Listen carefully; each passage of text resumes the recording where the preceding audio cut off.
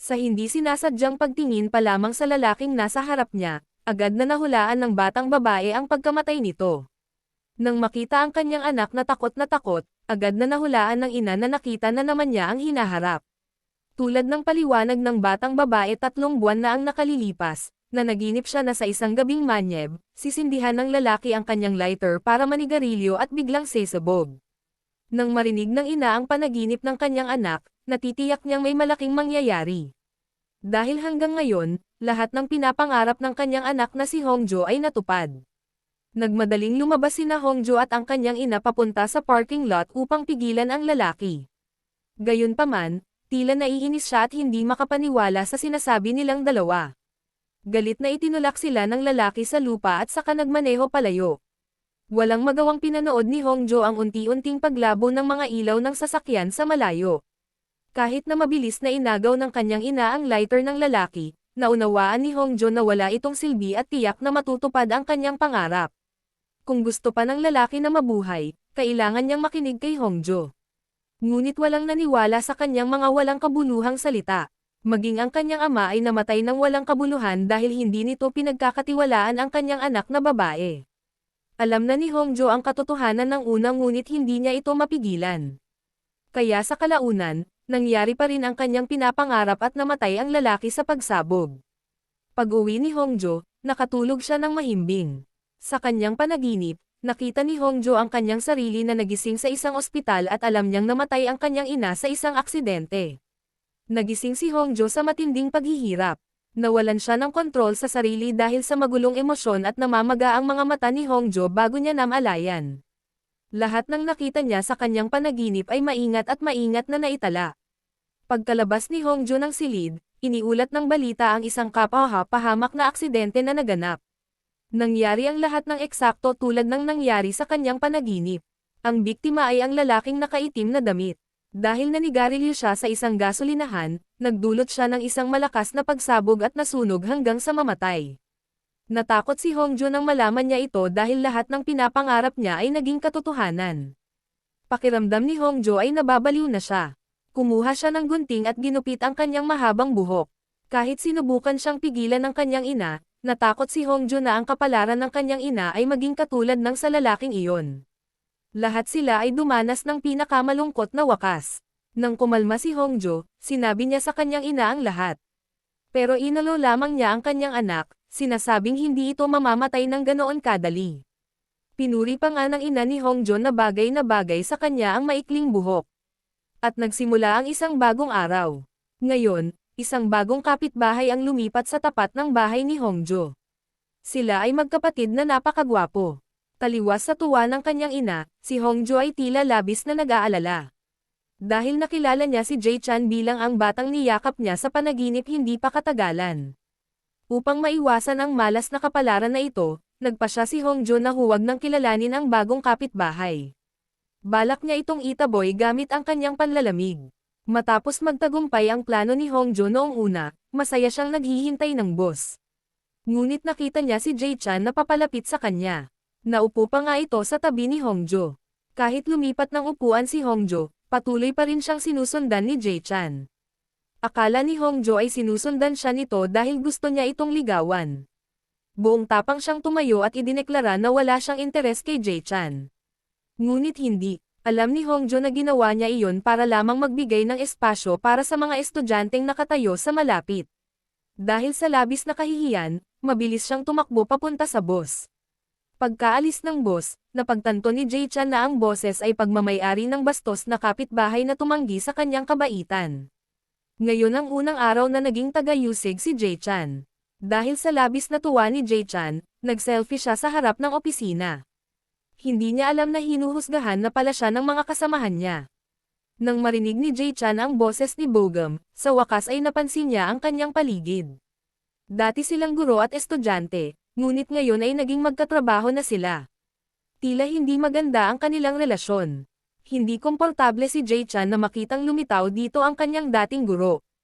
Naalala niya ang isang pangyayari 13 taon na ang nakalilipas, noong si Bogum ang dating tutor ni Jae-chan.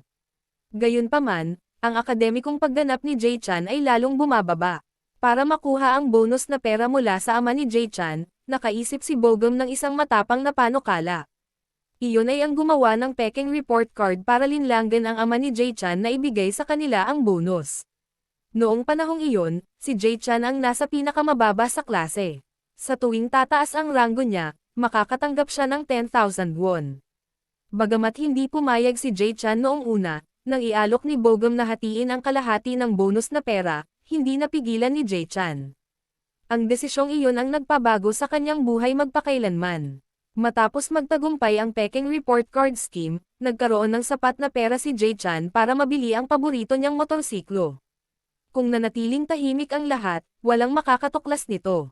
Ngunit isang araw, si Bogum ang nagmaneho ng motorsiklo at nagdulot ng aksidente. Dahil sa takot, ibinaling niya ang lahat ng sisi kay Jay Chan. Bukod dito, nagbanta si Bogum na kung hindi tatanggapin ni Jay Chan ang sisi, gagawa si Bogum ng ebidensya na si Jay Chan ang nagmamaneho ng motorsiklo. Sa harap ng nakakatakot na banta ni Bogum, kahit galit si Jay Chan, wala siyang magawa. Dinakip ng pulisya si Jay Chan, dinala sa istasyon, at nakilala ang kanyang ama.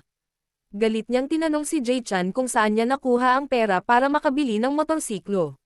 Bagamat iginiit niyang siya mismo ang kumita ng pera, hindi siya pinaniwalaan ng ama ni Jay Chan.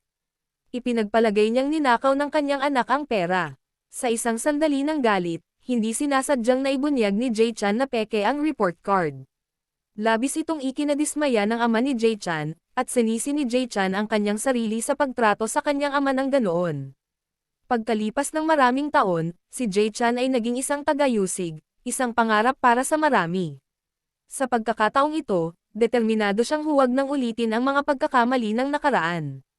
Nang gabing iyon, habang kumukuha ng mga litrato si Jay Chan sa tabi ng kanyang bagong baylang kotse, nakasalubong niya si Bogum. Ang mas nakakagulat pa ay ang taong nililigawan niya ay si Hongjo. Matapos makipag-usap si Hongjo kay Jay Chan, pumasok sila ng kasintahan nito sa restaurant. Kahit na ito ay isang date, hindi ito ikinatuwa ni Hongjo. Palagi siyang nag-aalala dahil hindi niya makontak ang kanyang ina. Bago umalis, naalala ni Hongjo na pinatay niya ang lahat ng mga dekoryenteng kagamitan sa bahay. Pati ang mga kandila ay hinaypan na, ngunit nakalimutan ni Hongjo na isara ng maayos ang pangunahing pinto. Matapos itong maalala, dali-daling iniwan ni Hongjo ang kanilang date at tumakbo pa uwi. Kasabay nito, sinundan ng isang estranghero ang ina ni Hongjo.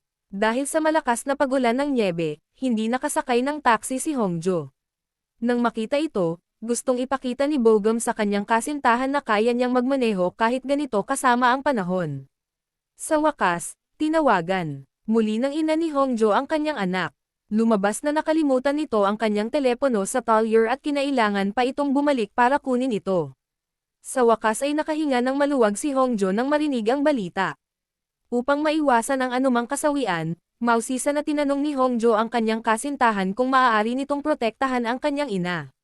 Bagamat hindi lubos na naintindihan ni Bogum ang kahulugan ng tanong, agad itong pumayag. Gayunpaman, dahil sa sandaling pagkagambala habang nagmamaneho, nagdulot si Bogum ng isang kakilakilabot na aksidente. Matapos maalagaan si Hongjo sa ospital, sa wakas ay nagising siya.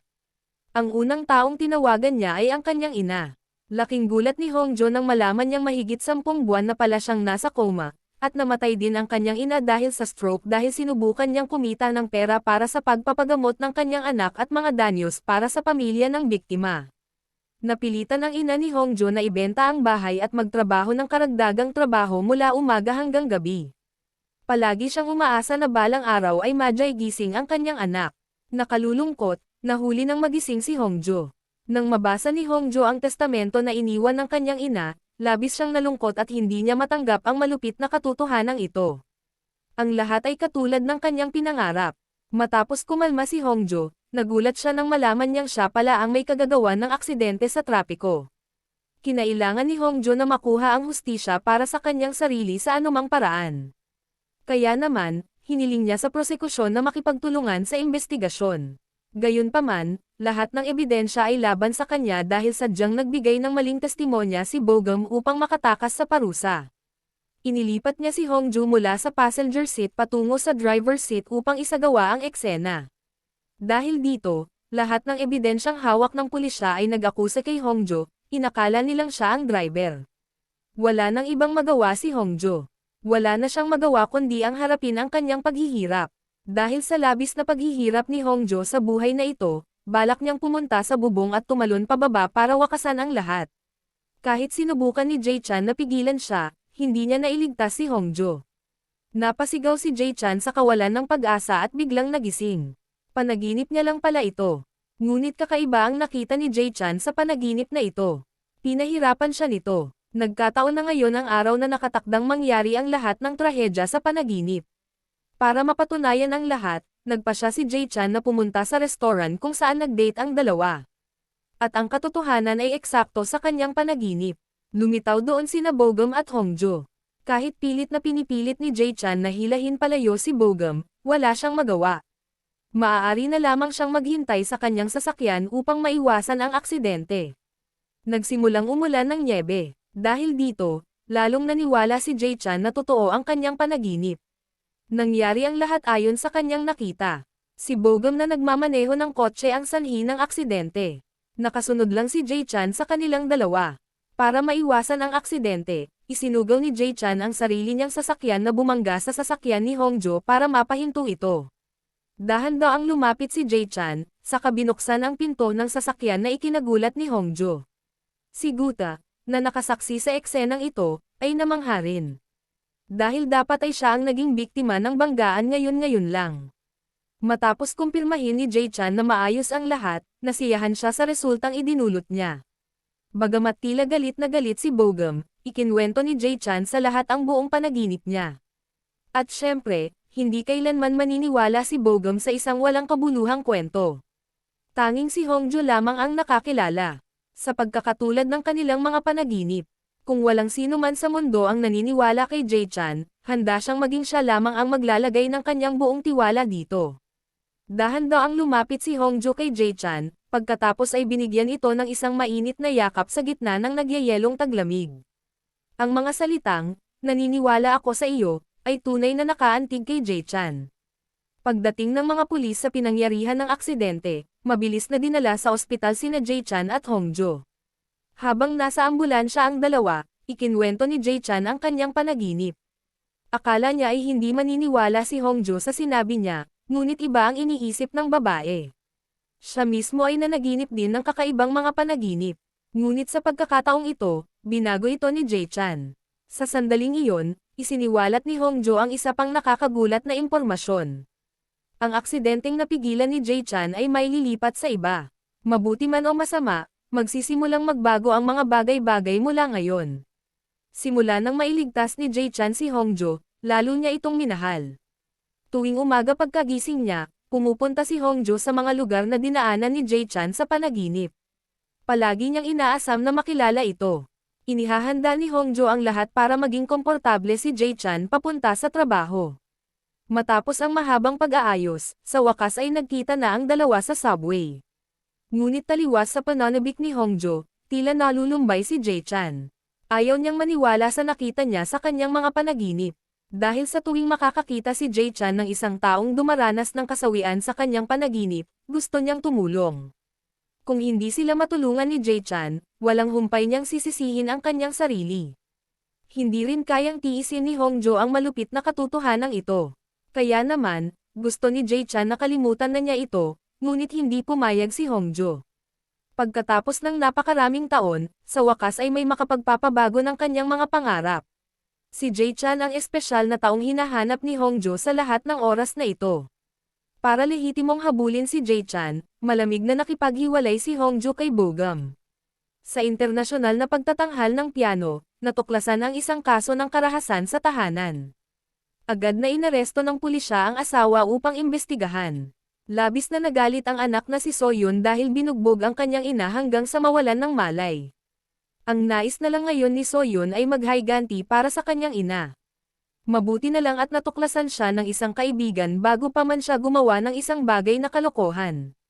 Nakaramdam ng kawalan ng kakayahan si Soyun dahil alam niyang hindi kailanman dadalhin sa korte ang kanyang ama dahil walang kakayahan ang prosekusyon at napakatuso ng abogado.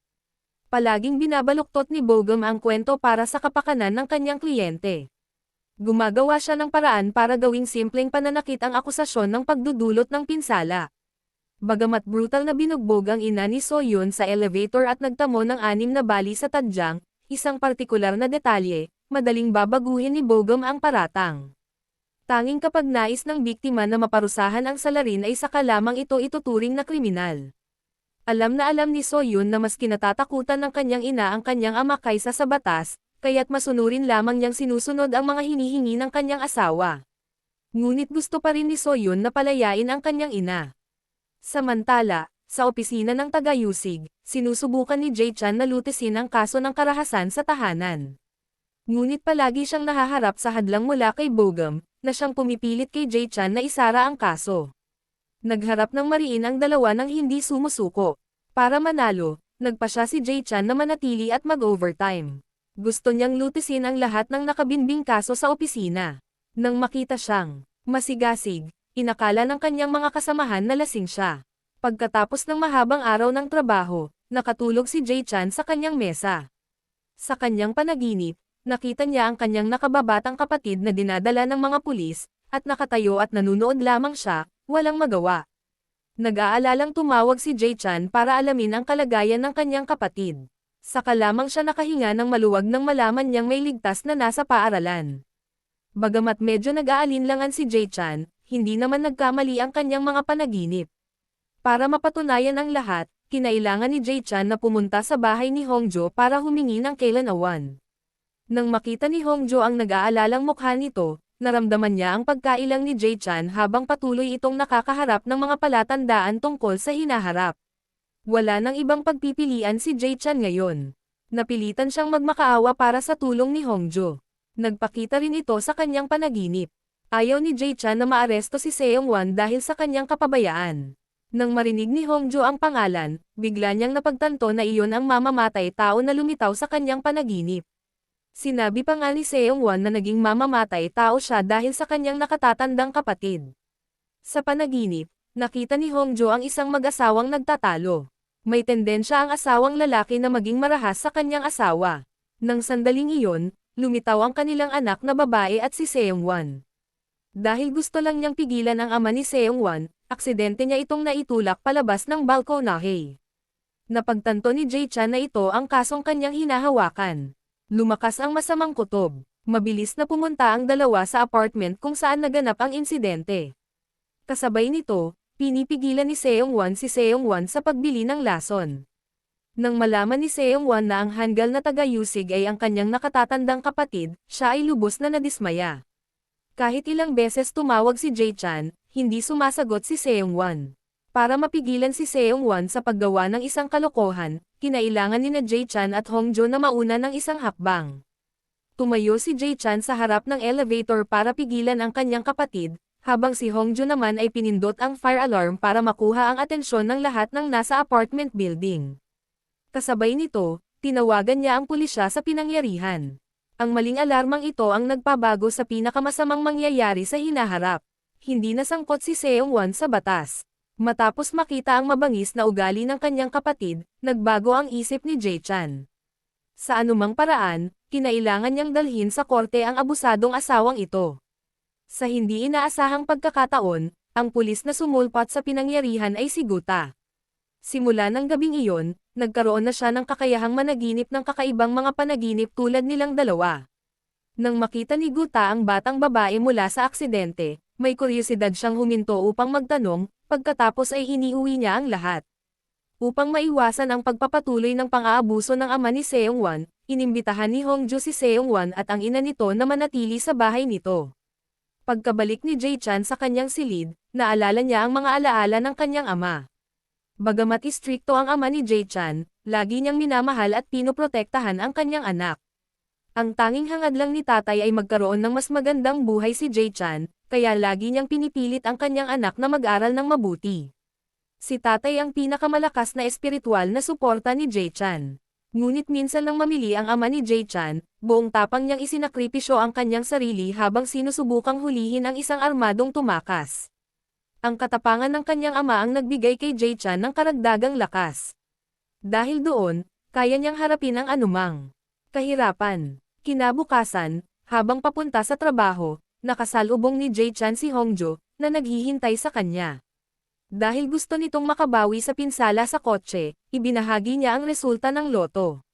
Bagamat nagkunwaring walang pakialam si Jae-chan, pagkatapos umalis, patuloy niyang binibigkas ang mga numero para maisaulo ang mga ito. Marahil dahil alam na ni Jae-chan ang resulta ng loto ng mas maaga, buong kumpiyansa siyang tumugon sa kanyang nakatataas. Bagamat sinabihan ng amo si Jae-chan na tapusin na ang kaso, hindi siya pumayag. Lahat ng ebidensyang nakalap niya ay nagpapakita na ang ama ni Seong-wan ay isang nang-aabuso. Galit na pinalayas ng nakatataas si Jae-chan. Kumalat sa buong kumpanya ang balita tungkol sa pakikipagtalo niya sa amo. Hinangaan ng karamihan ang kumpiyansa ni Jae-chan, ngunit naawa naman ang ilan sa kanya, iniisip na malapit nang tanggalin sa trabaho si Jae-chan. Habang abala si Jae-chan sa pag-iisip tungkol sa kaso, bigla niyang nakilala ang taong iniligtas niya. Dahil gusto itong pasalamatan ni Gutak, pumunta siya roon para imbitahan si Jae-chan sa hapunan. Nagkataon na ang napili nilang restaurant ay ang barbecue restaurant ni Hongjo. Nang makita ni Jae-chan ang dalawa na nagtatawanan at nag-uusap ng masinsinan, medyo nainggit siya. Ngunit dito, natuklasan ni Jae-chan ang isang bagay na lubhang nakakagulat. Ang kanyang nakababatang kapatid ay nagtatrabaho ng part-time doon.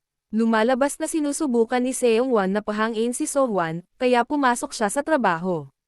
Tila hindi kasing simple ng inaakala ni Jae-chan ang pagkain ngayon. May kakayahan din si Gutak na mangarap ng mga mangyayari sa hinaharap.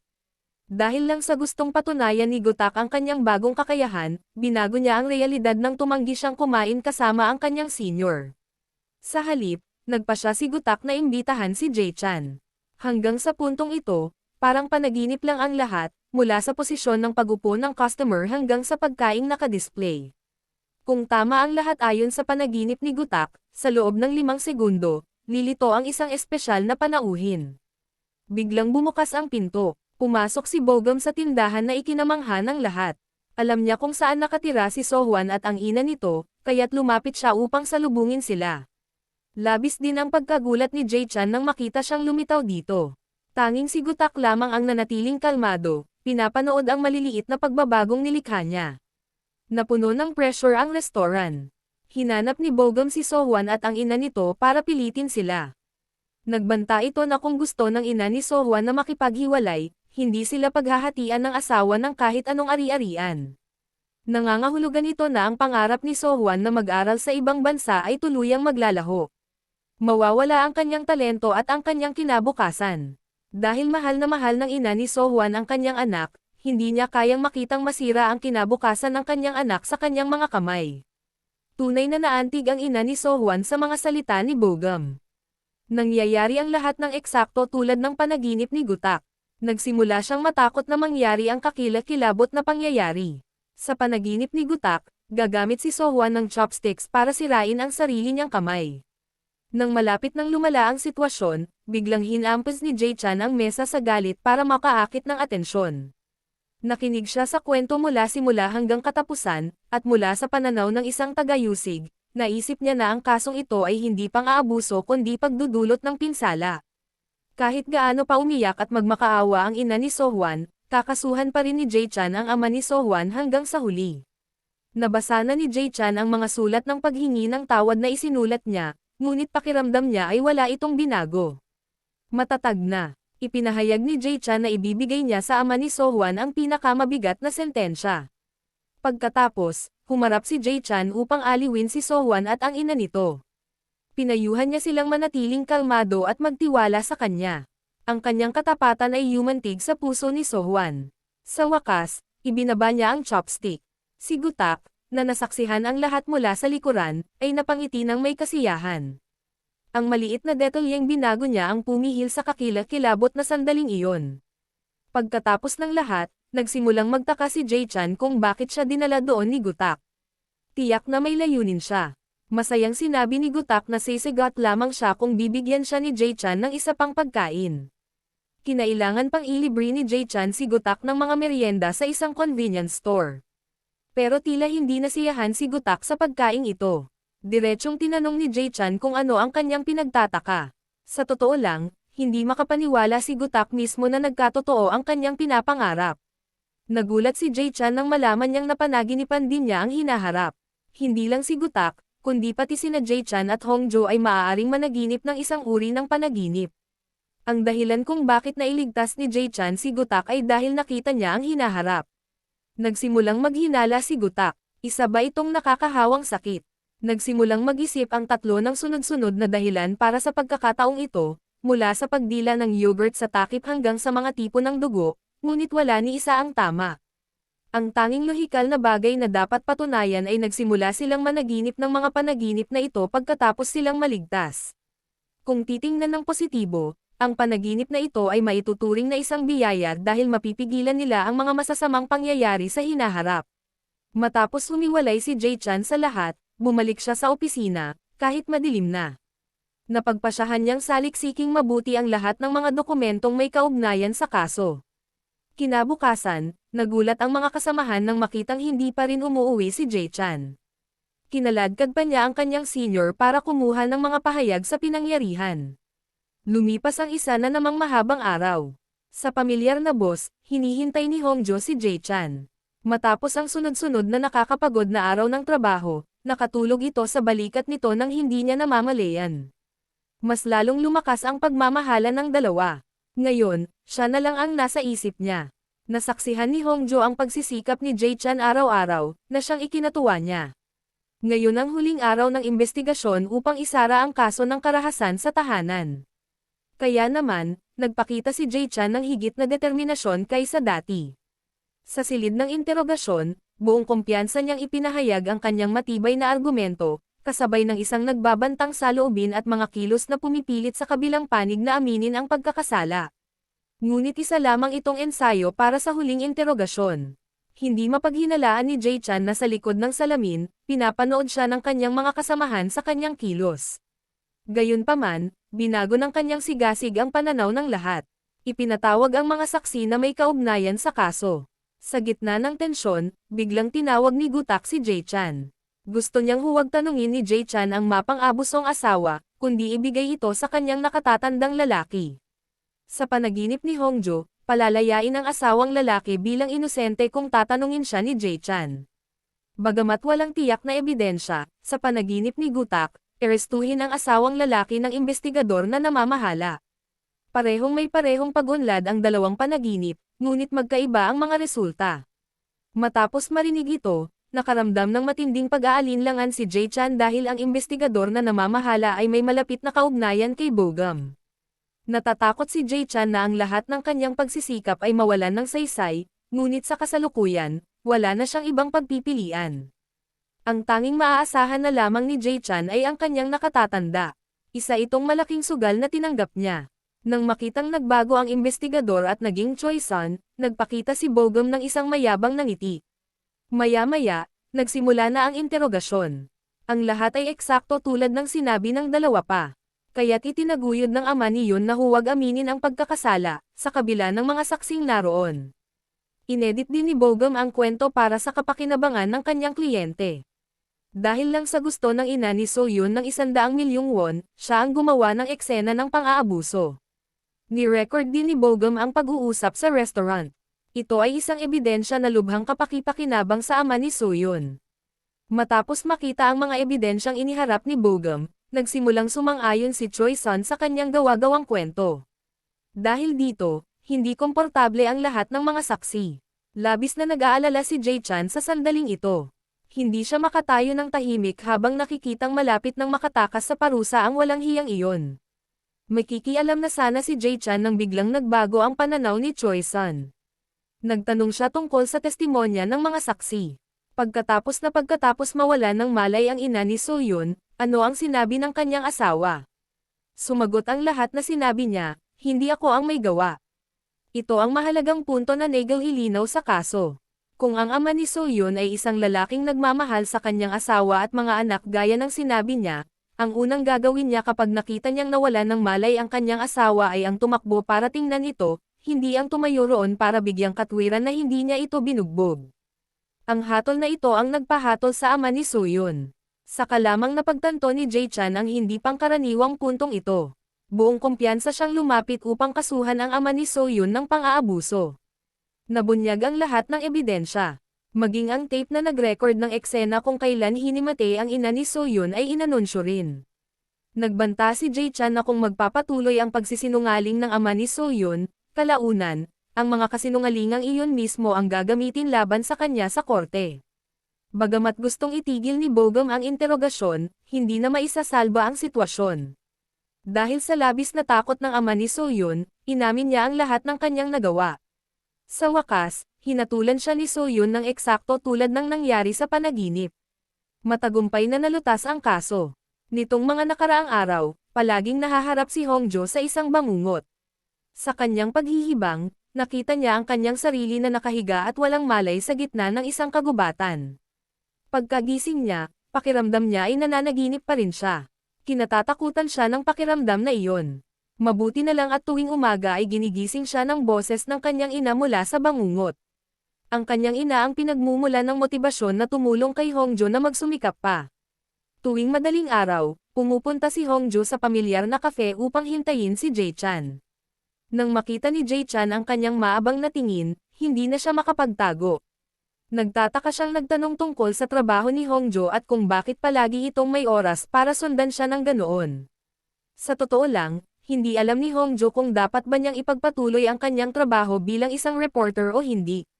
Bagamat gusto talaga ni Hongjo na magtrabaho, natatakot siyang matupad ang kanyang pangarap. Kasabay nito, habang nililinis ng ina ni Hongjo ang kwarto ng kanyang anak na babae, nakita niya ang sulat ng aplikasyon para bumalik sa trabaho.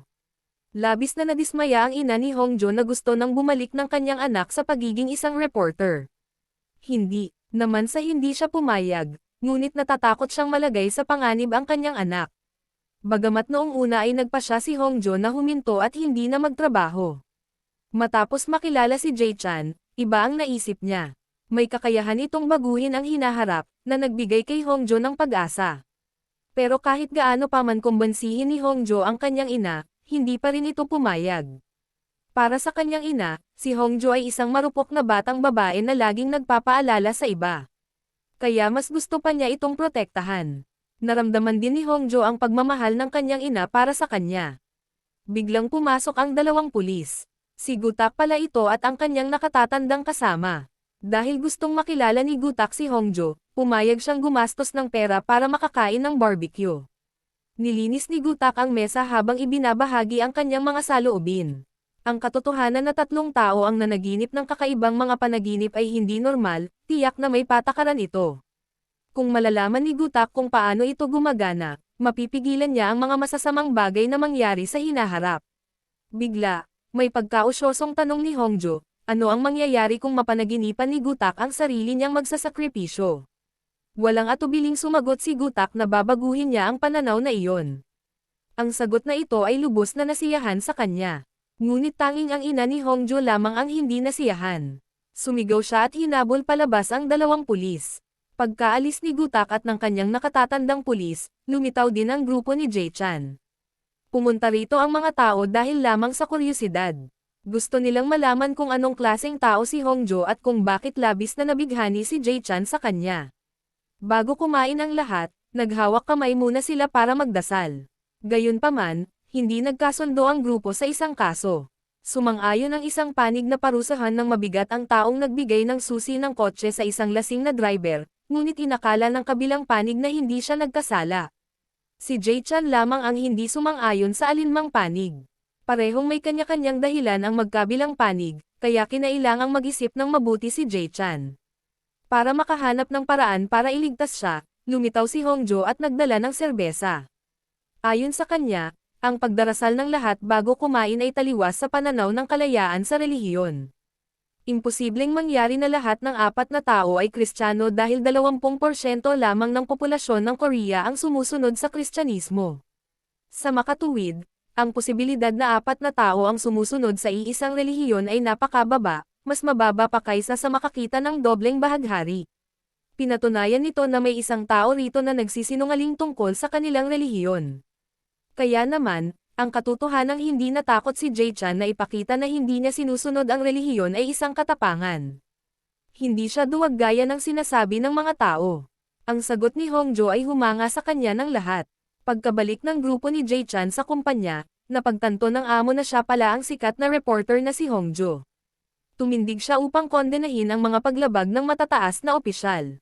Ang tanging problema lang ay walang nakakaalam kung bakit siya nagbitiw sa kanyang trabaho. Nang gabing iyon pagka-uwi ni Hongjo galing trabaho, nakasalubong niya ang may-ari ng tindahan ng pritong manok na nagpapakain ng mga pusa. Dahil lang sa nag-aalala ang may-ari sa mga pusa, binawasan niya ang mga pagkain ng customer. Balak sana ni Hongjo na lapitan at kausapin ito, ngunit dahil sa sobrang pagod, umalis na siya. Pag-uwi ni Jae-chan, isang panaginip ang lumitaw sa kanyang isipan.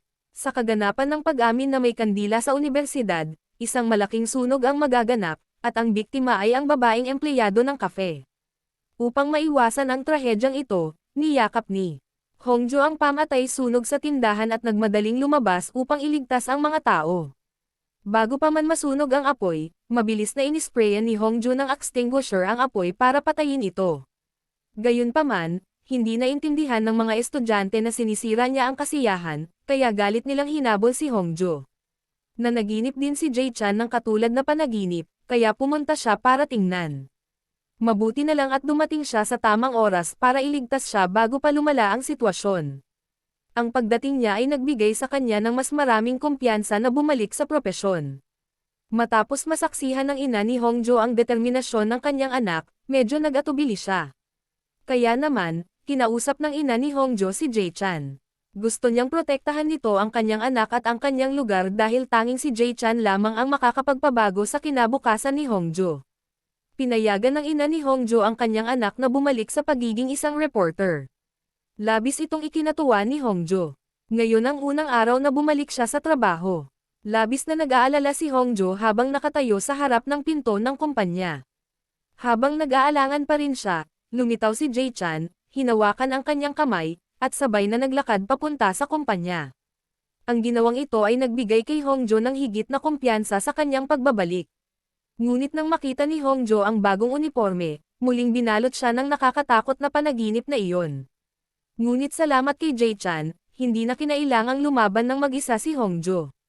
Taliwas sa swerte ni Hongjo na makahanap ng mapagkakatiwalaan, ang babaeng estudyante sa unibersidad na iniligtas niya noong isang araw ay nakatanggap ng masamang balita.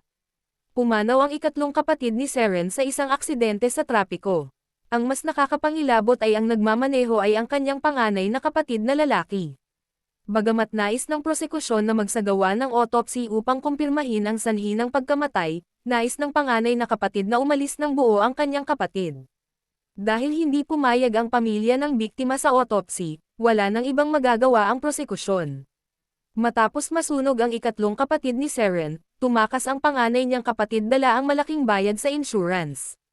Nang may mapansin ang prosekusyon na kainahinala, agad silang naglabas ng warrant para sa panganay na kapatid na si Sihan.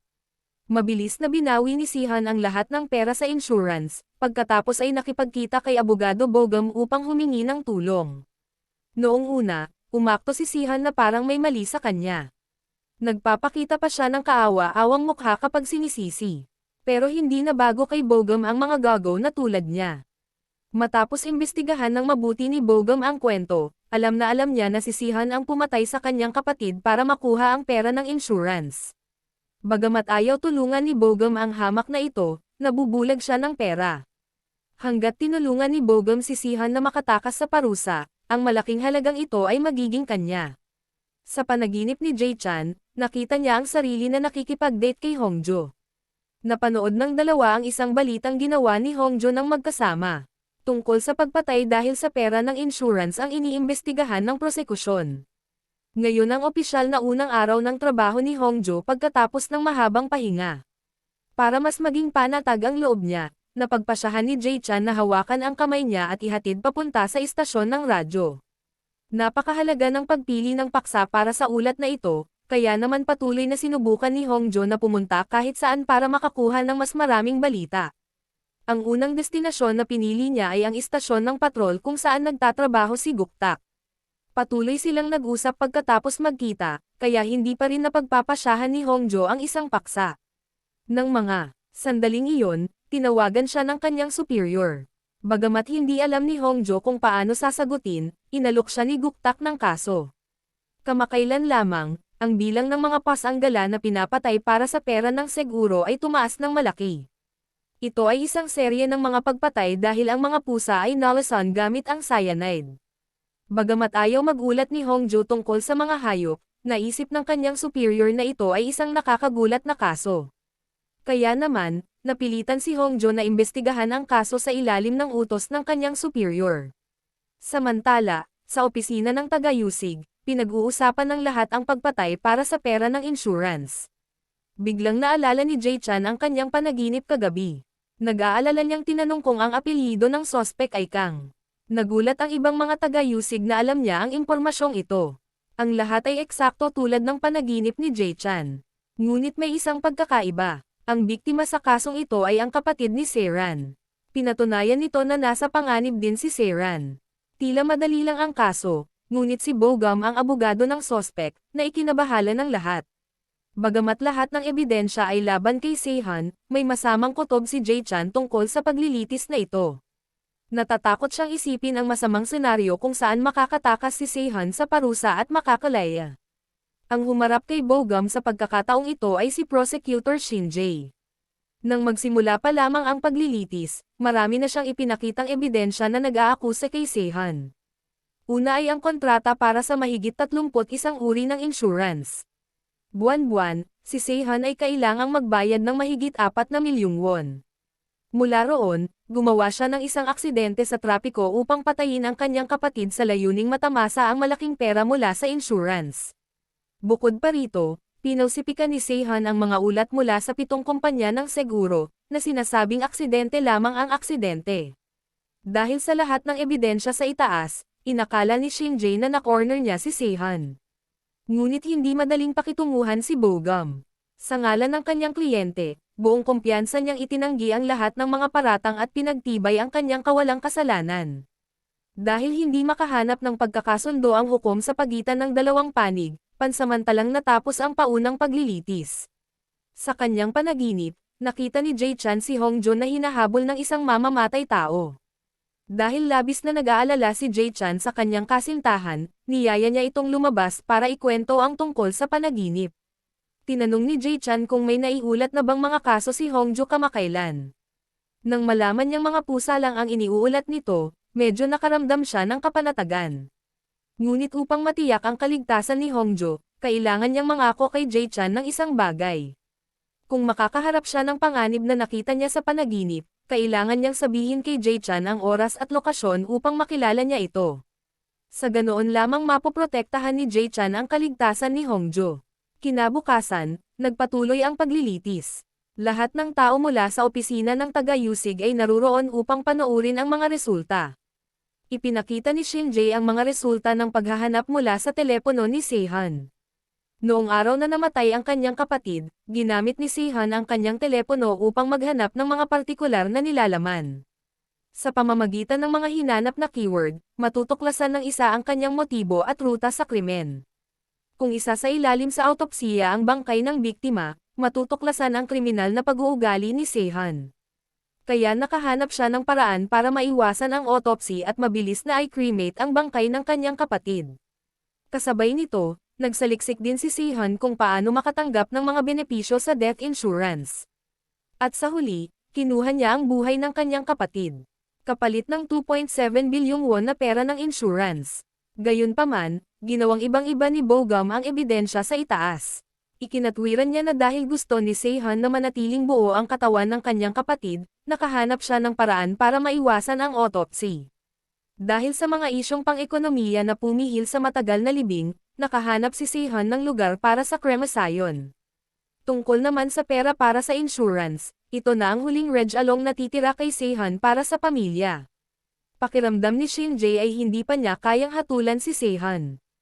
Kaya inilabas niya ang na-edit na kuha ng dashcam. Pinaghihinalaan niya na ito ay pinakialaman upang itago ang isang krimen. Ngunit hindi iyon ang iniisip ni Bogum. Itinuro niya na si Seihan at ang biktima ay magkapatid sa tunay na buhay. Kung gusto ni Seihan na burahin ang footage, kailangan lang niyang sirain ang black box. Sa recording, nakita ng lahat na magkaiba ang boses ng dalawang tao. Sa makatuwid, hindi ito maituturing na ebidensya upang mahatulan si Seihan. Mula pa noong unang araw na nagkita sila, inamin na ni Seihan kay Bogum na hindi aksidente ang ikinamatay ng kanyang kapatid kundi nalasan siya nito. Ito ang huling hakbang ni Bogum para baguhin ang sitwasyon. Nagpakita siya ng ebidensya na nagpapatunay na hindi aksidente sa sasakyan ang ikinamatay ng biktima kundi atake sa puso. Batay sa testimonya ng mga rescue worker, ang sinabi ni Bogum ay lubos na makatwiran dahil ang dami ng dugo at temperatura ng katawan ng biktima ay hindi katulad ng sa isang taong namatay sa isang aksidente. Dahil kinasuhan ng tagayusig si Seihan dahil sa pagdudulot ng isang nakamamatay na aksidente, kahit na ang pagiging maaasahan ng ebidensya ay 99%. Kung mayroon lamang 1% na posibilidad na ang biktima ay namatay sa atake sa puso, si Seihan ay ganap na inosente. Dahil sa matatalas na argumento ni Bogum, napilitan ang hukom na ideklara siyang inosente sa harap ng lahat. Ngunit hindi matanggap ni Jae Chan ang desisyong ito, kaya't itinoon niya ang pansin sa muling pagsisiyasat sa kaso. Ngayon ang araw na nakatagpo ng panganib si Hongju sa panaginip. Nag-aalalang tumawag si Jae Chan para tingnan ang kalagayan niya. Pagkatapos niyang makumpirma na maayos pa rin ang kalagayan nito, saka lamang niya mahinahong may pagpapatuloy ang investigasyon. Sa panaginip ni Jae Chan, inaresto si Seihan dahil sa paggamit ng lason para patayin ang kanyang kapatid. Natarante si Choi Sang nang may matuklasan siyang kakaiba. Lumabas na nang matanggap ng prosekusyon ang bangkay, nakita ni Choi Sang na ang kulay ng dugo ay nagiba mula pula patungong berde. Iyon ay senyales ng pagkalason. Kasabay nito, nasa tindahan si Seiran at hinihintay ang pagbabalik ng kanyang kapatid. Naroon siya sa paglilitis, kaya matapos marinig ang recording, napagtanto niya na boses pala iyon ng panganay na kapatid, hindi ng kanyang pangatlong kapatid. Nagkataon na naroon din sina Gutak at Hongju na nag-iimbestiga sa kaso ng pagkalason sa pusa. Naramdaman ni Gutak na hindi matatag ang sitwasyon, kaya pumasok muna siya sa tindahan para tingnan ito. Ngunit hindi inaasahang sinaksak siya ni Seihan at agad na bumagsak. Nang makita ni Hongju na nasa panganib ang kanyang kaibigan, sumugod siya para suntukin si Seihan at mabilis na hinayla si Seiran para mauna siyang tumakbo. Patuloy niyang hinabol ang dalawang batang babae hanggang sa rooftop. Sa pinakamatinding sandali, lumitaw si Jae Chan sa tamang oras. Para siyang isang anghel na darating upang iligtas si Hongju. Nagtakbuhan ang dalawang lalaki na parang mababangas na hayop. Gamit ang kanyang lakas, madaling napatumba ni Jae Chan ang kalaban, ngunit dahil sa isang sandali ng kapabayaan, na-corner siya. Galit na sinuntok ni Seihan ang mukha ni Jae Chan ng paulit-ulit. Iyon lang ang nagawa niya ng sandaling iyon. Habang nakikipaglaban si Jae Chan kay Seihan, dumating ang mga pulis para tumulong. Matapos ihatid si Seihan sa istasyon ng pulis, nagmadali si Jae Chan papunta sa kanyang kasintahan para pakalmayan ito. Kinabukasan, nagising si Gutak pagkatapos ng operasyon. Bagamat masakit pa rin ang kanyang katawan, mas nag-aalala siya sa kaligtasan ni Hongju. Naging maayos naman ang lahat.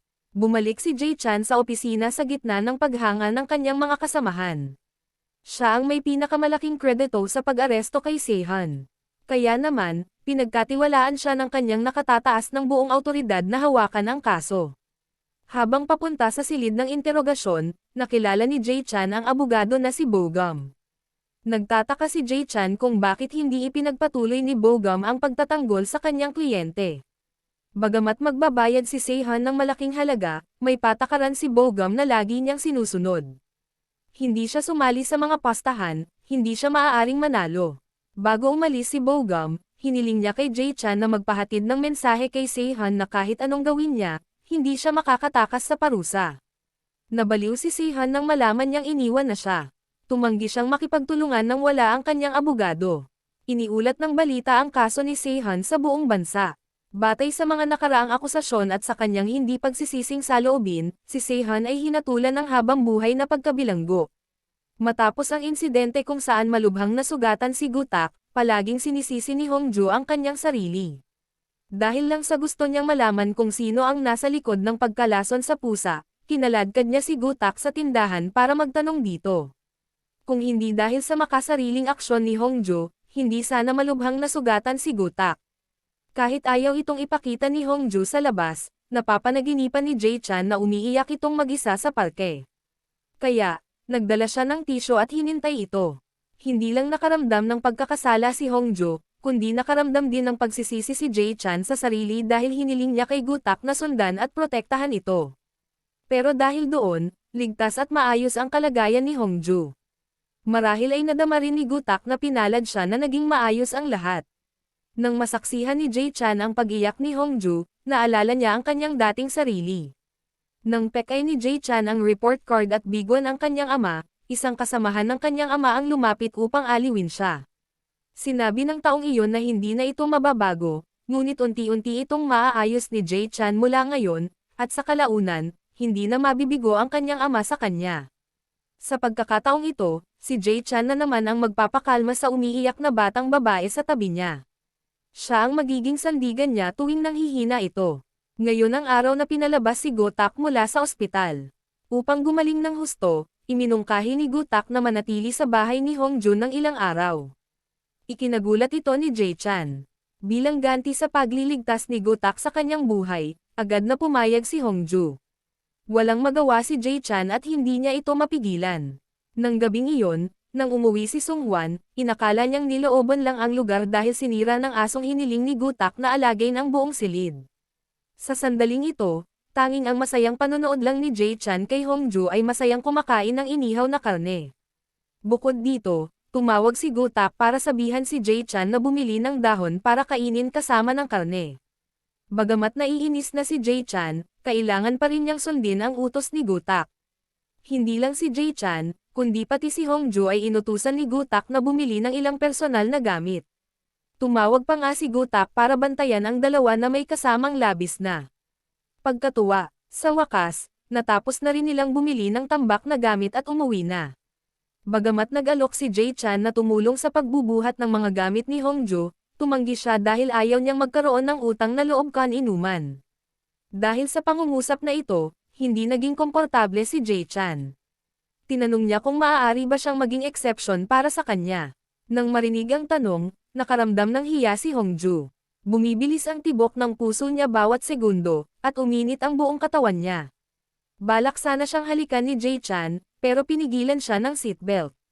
Para makatakas sa nakakahiyang sitwasyon, sinadya ni Jae-chan na banggitin ang kanilang nakaraan para makalimutan ni Hongju ang nangyari sa kotse. Ngunit bigla na lang hinalikan ni Hongju si Jae-chan. Nanatili si Jae-chan na nakatayo sa harap ng pinto. Kahit si Hongju ay hindi makapaniwala na kaya niyang gawin ang ganoong kabaliw na bagay. Nang masayang pauwi si Jae-chan, nakatanggap siya ng isang sobre na puno ng pera. Ito pala ay galing sa kasamahan ng kanyang ama. Ang armadong tumakas na bumaril at pumatay sa ama ni Jae-chan ay ang nakababatang kapatid ng lalaking iyon. Upang mabayaran ang biktima ng kanyang kapatid, ang kasamahan ay nagpapadala ng pera kay Jae-chan bawat taon. Bagamat ayaw niya itong tanggapin, kinabukasan, masayang naghintay si Jae-chan sa harap ng bahay ni Hongju para makapasok ito sa trabaho. Taliwas sa kanyang pananabik, malungkot at mahiyain ang mukha ng babae dahil hinalikan niya si Jae-chan kagabi.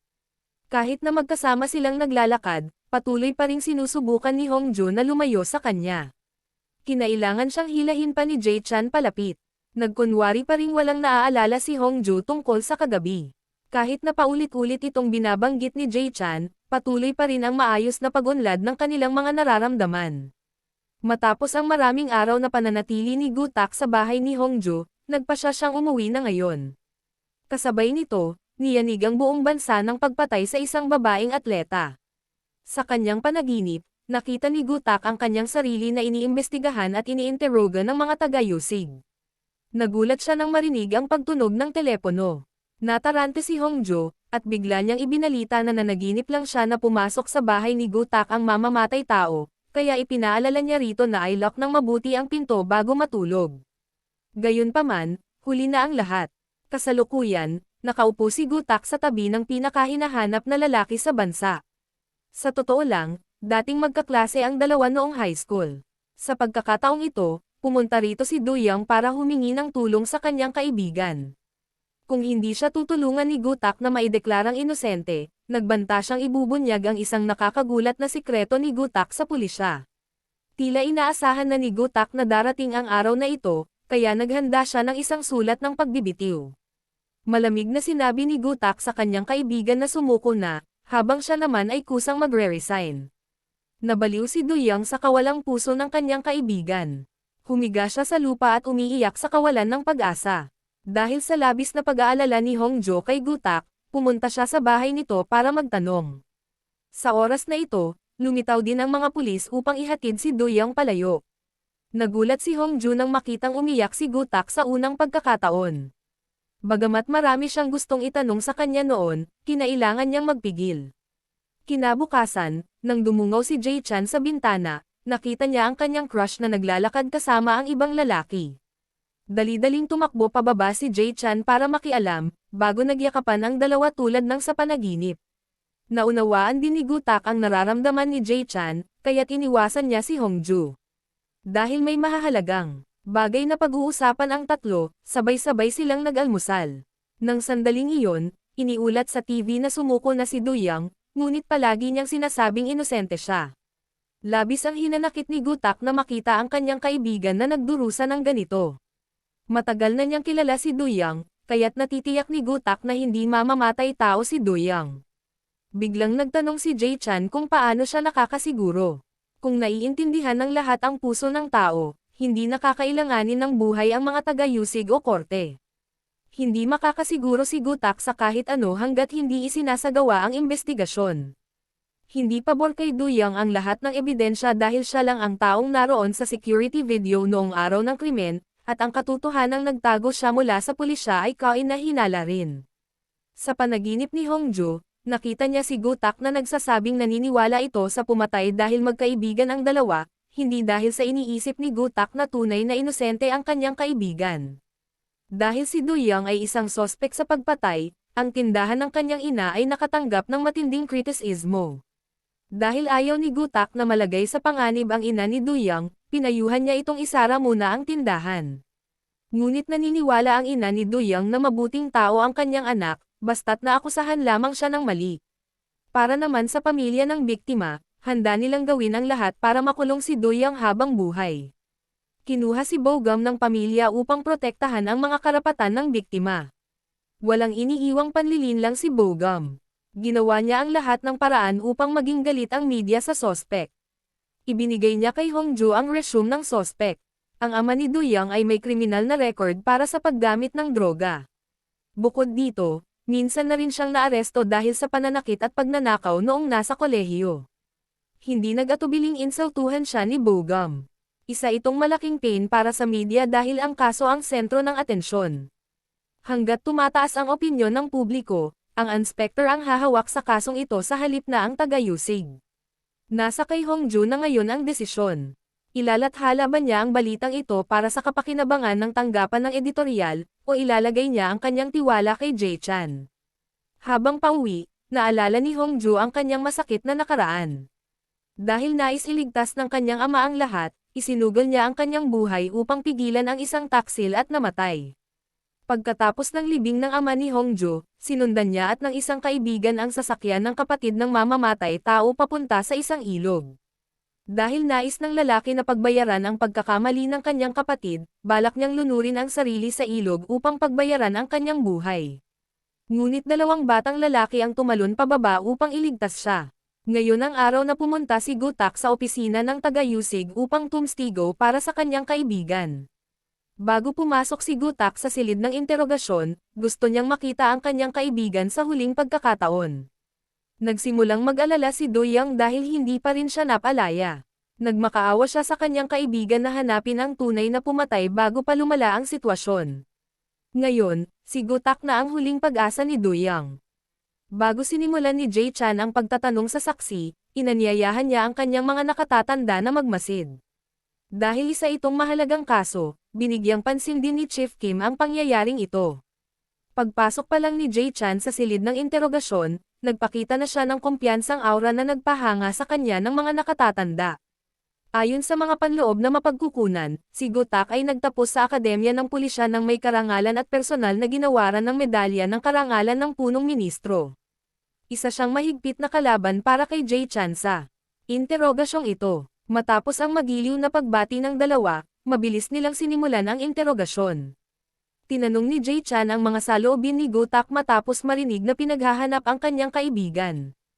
Inamin ni Gutak na mula pa sa simula, Hindi niya rin naunawaan ang kanyang kaibigan bilang ang pumatay dahil si Duyang lang ang lumitaw sa security video noong araw ng krimen.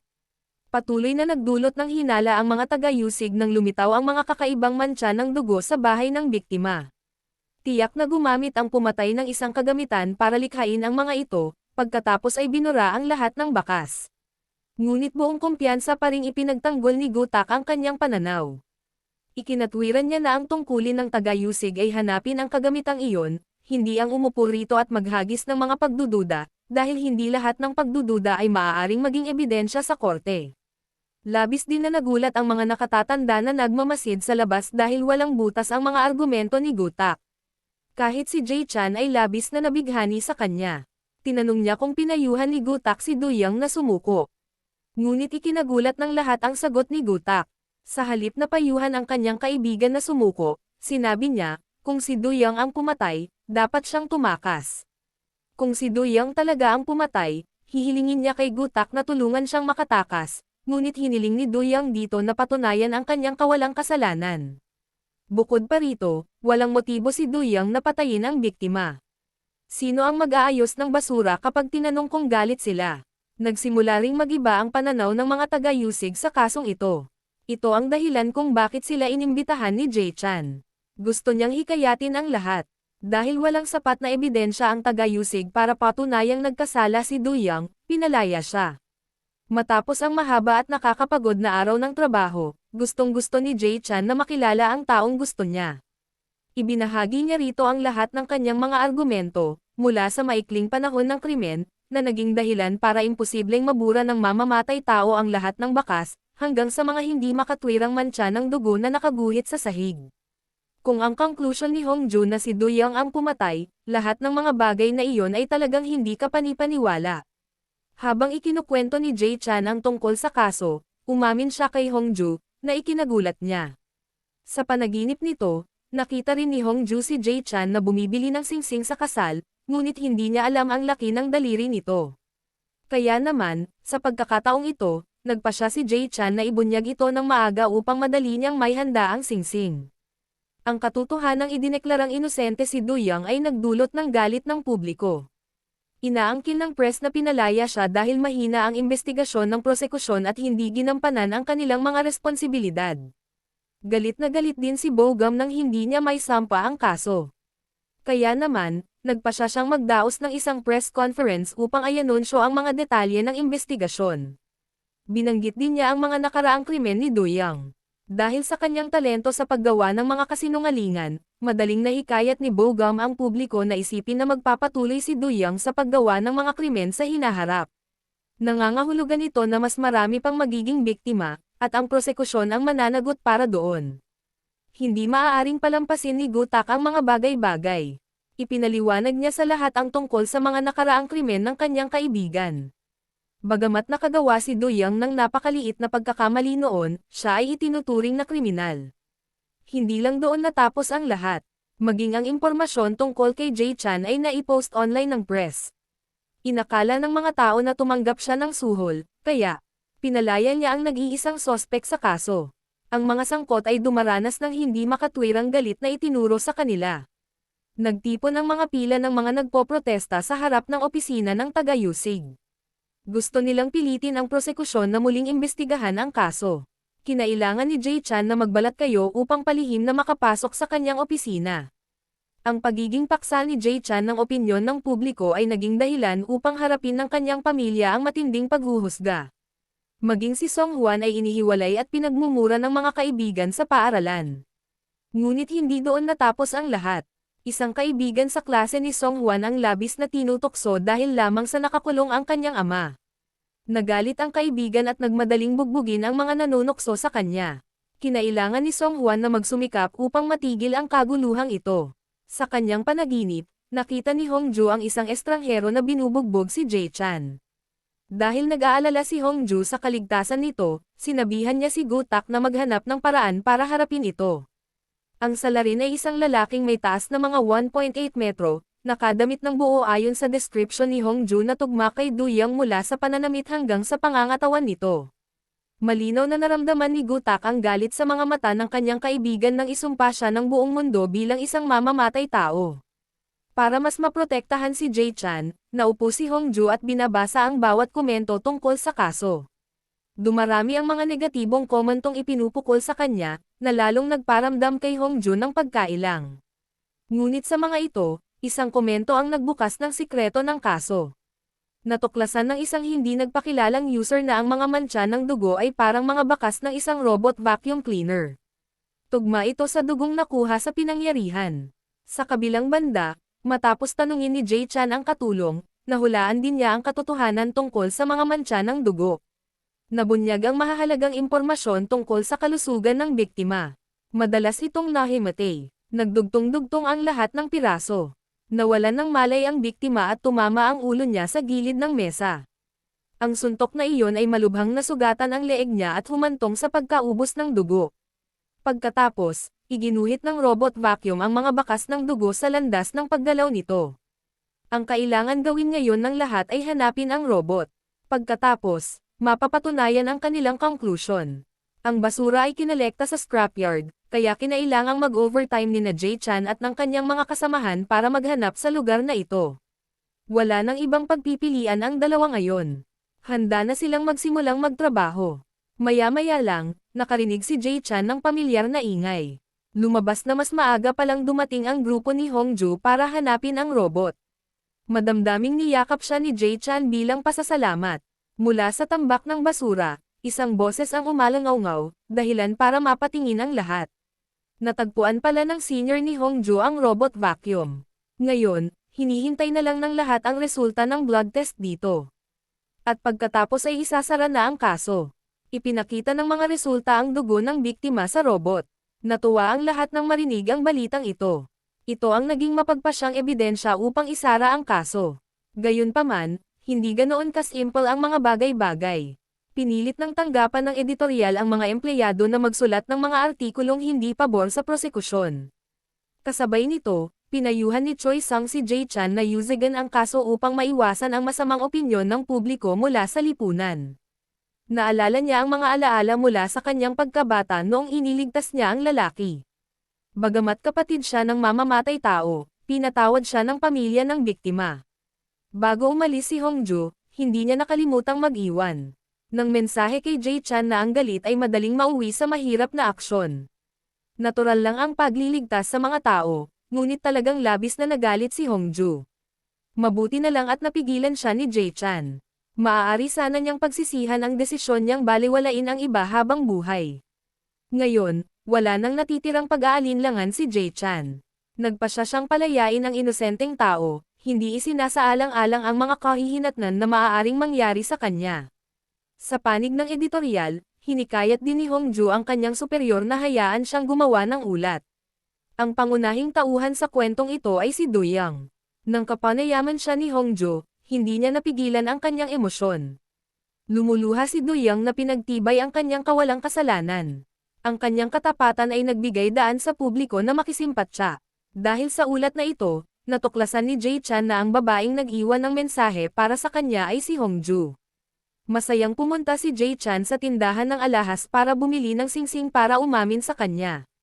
Ngunit, para masiguro ang kaligtasan ni Jae-chan, hiniling ni Hongju kay Gutak na tingnan kung nasaan si Do-young. Nang matanggap ni Hongju ang mensahe na nagsasabing umiinom si Do-young kasama si Gutak, nakahinga siya ng maluwag. Pagkatapos ay pumunta siya sa lugar ng pagpupulong upang makita si Jae-chan. Ngunit biglang umalangaw-ngaw ang isang malakas na putok ng baril, na ikinagulat ng lahat. Si Jae-chan ay malubhang nasugatan. Nang makita ni Hongju na bumagsak ito sa kalye, takot na tumakbo si Hongju papunta sa kanya. Patuloy na sumisigaw si Hongju sa sakit, sinasabihan ang lahat na tumawag ng ambulansya bago mahuli ang lahat.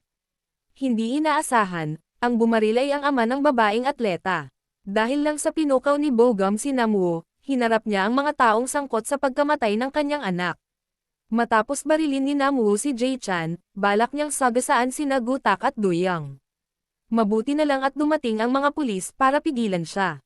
Kung hindi, maaaring nawalan na ng buhay ang dalawa. Napakakritikal ng kondisyon ni Jae-chan. Masyadong maraming dugo ang nawawala sa kanya. Habang coma, gustong-gusto ni Jae-chan na humingi ng tawad dahil hindi niya agad nakilala si Hongju.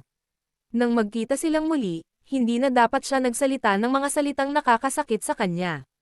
Kung hindi magising si Jae-chan sa pagkakataong ito, labis siyang nag-aalala na baka palaging sisihin ni Hongju ang sarili niya dahil sa hindi niya pagliligtas sa kanya. Matapos marinig ng lahat ang balitang nabaril si Jae-chan, dali-dali silang tumakbo sa ospital. Labis na nag-alala ang lahat habang tumatagal ang operasyon. Hanggang sa sandaling ito, nanginginig pa rin sa takot ang mga kamay ni Hongju. Nahulog si Jae-chan sa kanyang mga bisig. Ang kinabukasan na sinubukan niyang baguhin ay napunta sa masamang direksyon.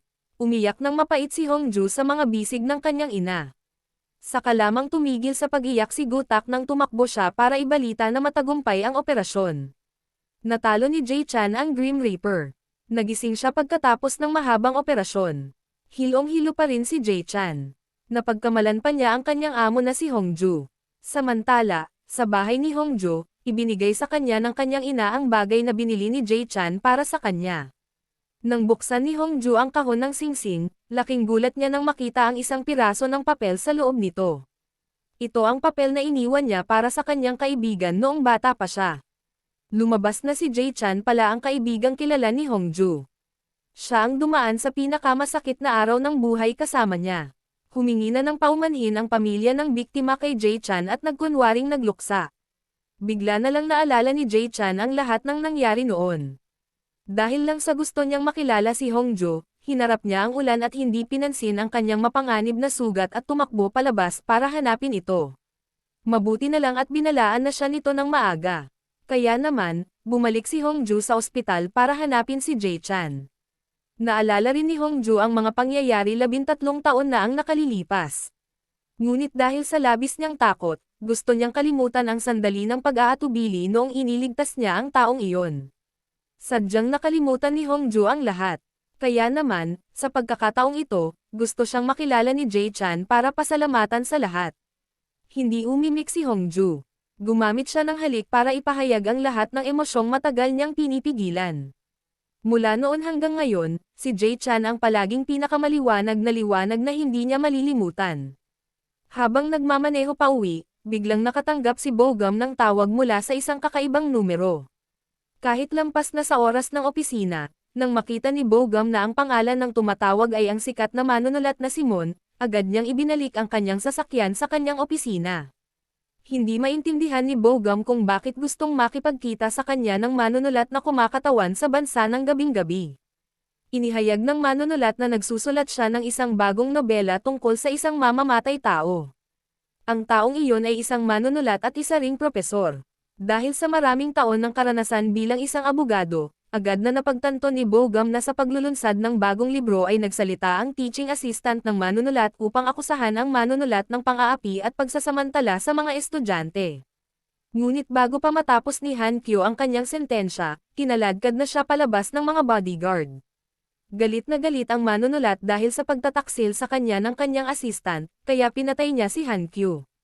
Ngunit ang pangyayaring iyon ay nasaksihan ng isang batang paslit. Nagtamo si Han Kyo ng malubhang pinsala sa ulo na humantong sa kanyang pagkawala ng malay. Sa medikal na termino, ito ay brain death. Maraming katulad na kaso na ang nahawakan ni Bogum, kaya mabilis niyang inayos ang kwento para maging makatuwiran ito. Ang bida sa kwento ay hindi isang mamamatay tao dahil nalasing si Han Kyo sa party, kaya aksidente siyang nahulog sa elevator shaft. Hindi kinikilala ng konstitusyon ng Korea ang brain death bilang kamatayan, maliban sa mga pagkakataong tumigil sa pagtibok ang puso. Tuwang-tuwa ang manunulat nang marinig iyon. Dahil nakagawian na ng manunulat ang pag-uutos sa iba, inutusan niya si Bogum na ipagtimpla ito ng kape. Nainis ito kay Bogum. Nagsimula siyang hindi maging komportable sa mga salita at saloobin ng manunulat. Ipinaalala sa kanya ni Bogum na kailangan siya nito para ipagtanggol siya. Isa na ngayong kriminal ang manunulat, kaya dapat niyang maunawaan ang kanyang posisyon. Ang buhay niya ngayon ay pinagpasyahan na ni Bogum. Nagkataon naman na sa paglulunsad ng libro ng manunulat, naroon din si Hongju para magtrabaho. Matapos makita si Han Kyo na tumayo upang ilantad ang masasamang bagay na ginawa ng manunulat, naramdaman niya na ginamit ng manunulat ang mga grado para apihin ang mga katulong. Plano ni Hongju na kapanayaman si Han Kyo kapag natapos na ang paglulunsad ng librong ito. Gayunpaman, isang aksidente ang naganap. Kinabukasan ay ang araw na nakalabas na ng ospital si Jae Chan.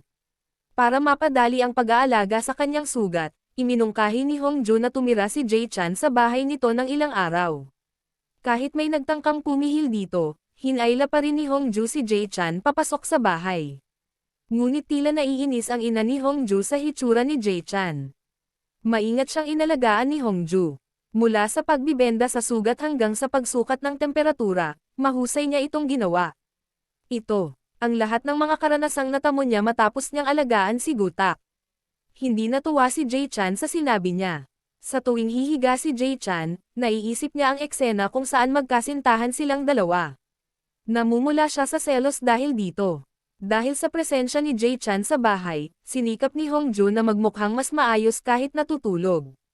Tinanong niya ang kanyang ina kung nakita nito ang kahon ng singsing sa kasal na iniwan niya sa dressing table. Ngunit itinanggi ito ng ina at sinabing hindi niya alam. Bukod dito, nang banggitin ni Hongju ang relasyon nila ni Jae Chan, tila inis na inis ang ina nito. Kinabukasan, maagang nagmaneho si Gutak papunta sa bahay ni Hongju para mag-almusal. Nang makita niya itong lumitaw na may malungkot na mukha, napagtanto niyang nanaginip din ito ng kakaibang panaginip tulad niya. Sa panaginip, nakita ni Gutak si Jae Chan na natalo sa kaso at kinailangang magbitiw. Kaya naman, hindi alam ng dalawa kung paano siya kakausapin. Sa pagkakataong ito, dahil sa kuryosidad, narinig ni Jae Chan ang bahagi ng kwento tungkol sa kanyang sarili. Para maiwasan ang masamang kinabukasan na maaaring mangyari kay Jae Chan, nagpasya si Hongju na isama siya sa trabaho para tumakas. Nag-date ang dalawa sa isang bukid na puno ng mga bulaklak ng sebada.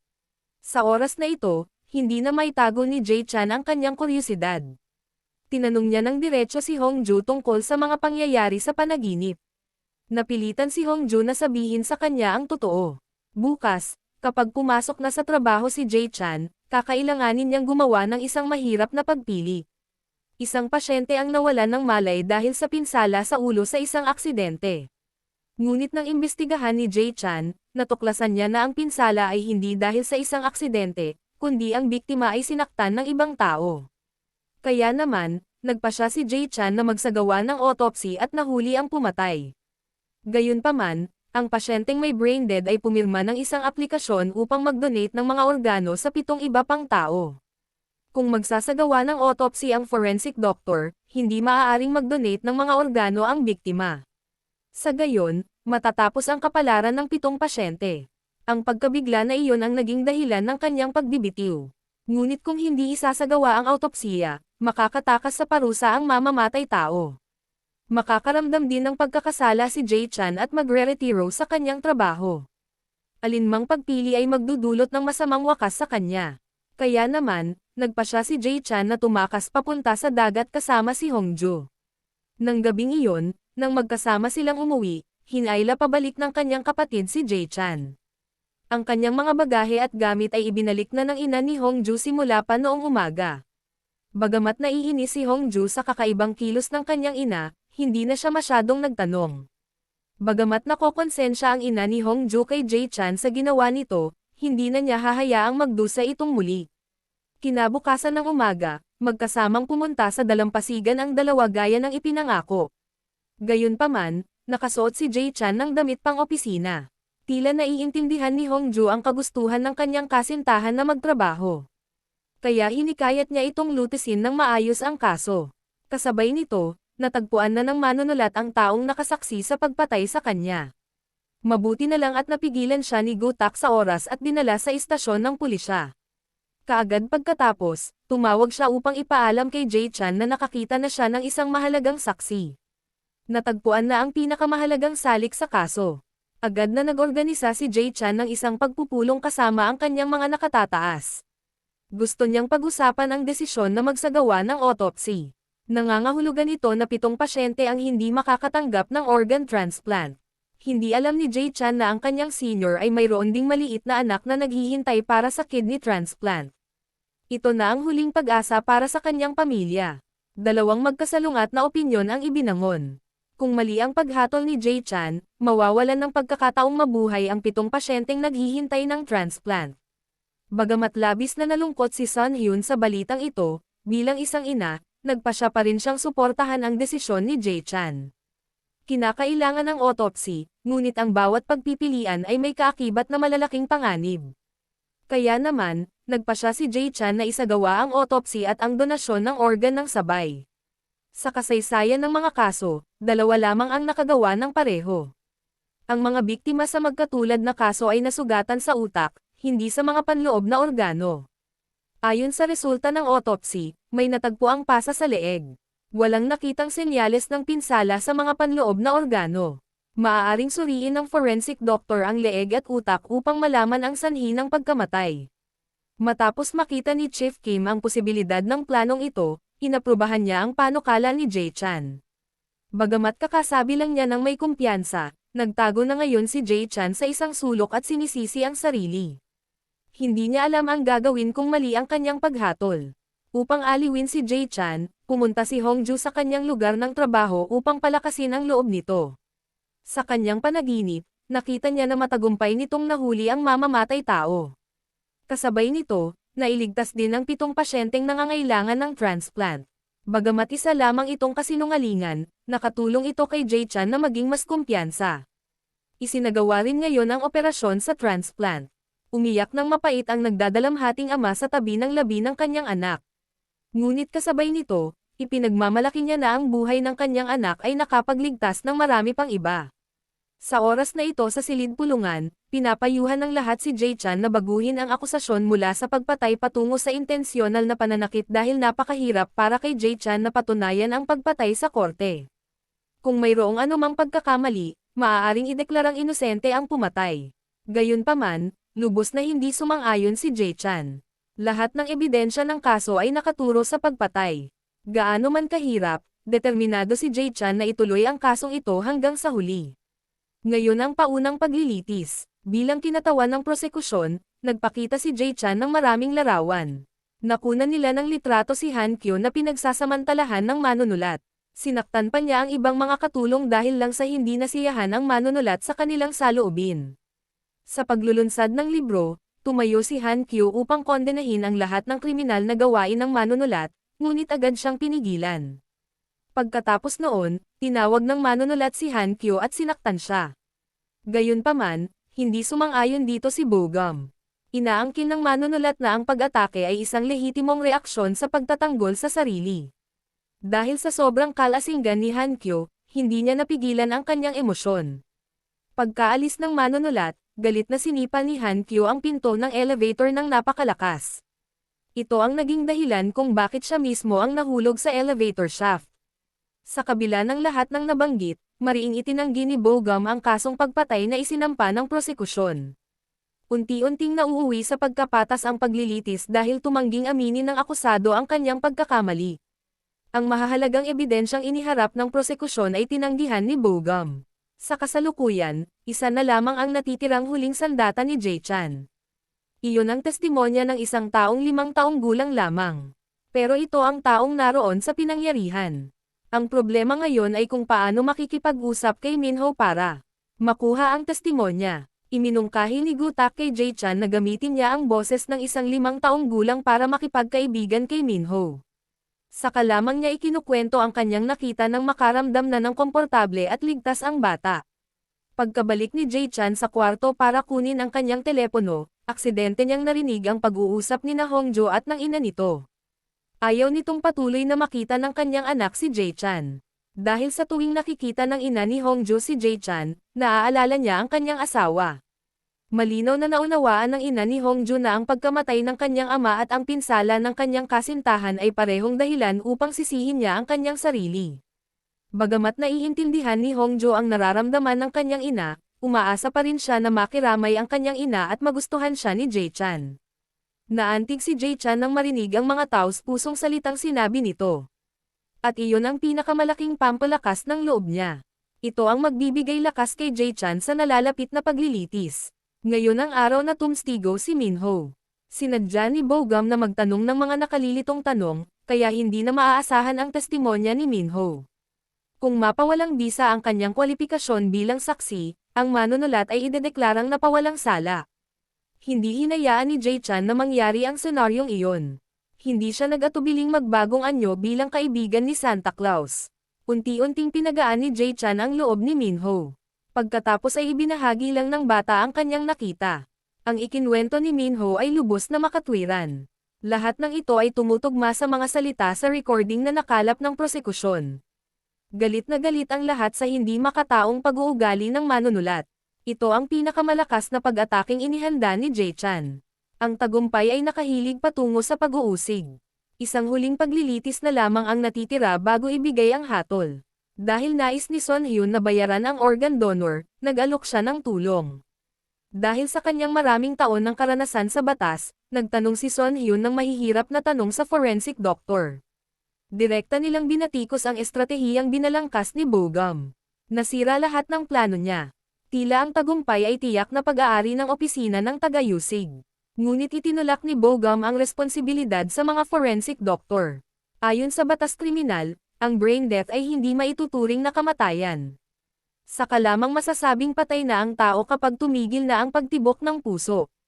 Gayunpaman, ang taong nagpahinto sa puso ng biktima ay hindi ang akusado, kundi ang mga doktor. Dahil sila ang nagsagawa ng organ donation, hinayaan nilang huminto ang puso ng biktima. Sa makatuwid, mula sa legal na aspeto, ang akusado ay hindi maaaring sentensyahan ng pagpatay. Isa itong malaking butas sa kasalukuyang sistema ng batas. Galit na galit ang pamilya ng biktima nang marinig ang ganoong pagtatalo ni Bogum. Mabuti na lang at naroon din si Hongju sa paglilitis, at tinulungan niya ang ama ng biktima na makabawi sa kanyang kahinahunan. Nagbigay din si Hongju ng mahalagang mungkahi kay Jay Chan upang tapusin ang kaso. Para sa mga abogadong tulad niya, hindi maaaring maging ganoon kaluwag ang batas. Dahil sa akusado, ang biktima ay napunta sa estado ng brain death. Kahit hindi isinagawa ng mga doktor ang transplant, mamamatay sana ang biktima pagkalipas ng ilang oras. Kung walang ginawang kriminal ang akusado, hindi sana mamamatay ang biktima. Hindi dapat malito ang batas sa puntong ito. Dapat malinaw ang pinakamalaking pananagutan sa pagkamatay at krimen. Ang mga argumentong iniharap ni Jay Chan ay walang anumang butas. Naging dahilan ito para baguhin ng korte ang desisyon nito. Hinangaan ng lahat ang hustisya ng batang tagayusig. Ang manunulat ay sinentensyahan ng 7 taon sa bilangguan dahil sa pagpatay. Total, katarungan ang nagwagi. Pag-uwi ni Hongjo, kinausap niya ang kanyang ina. Lubos na naunawaan ni Hongjo ang aksidente ng kanyang ama. Kahit wala siya, mangyayari pa rin sana ang aksidenteng iyon. Kaya naman, hindi na dapat sisihin ni Hongjo ang sarili niya ng ganoon. Natuwa ang ina ni Hongjo nang marinig iyon. Dahil sa wakas, nakaligtas na ang kanyang anak sa siklo ng pagkakasala. Matapos paulit-ulit na matalo si Bogum laban kay Jay Chan, balak niyang kunin ang malalapit na kasamahan ni Jay Chan para magtrabaho para sa kanya. Isa na rito ay si Supervisor Choi Sang.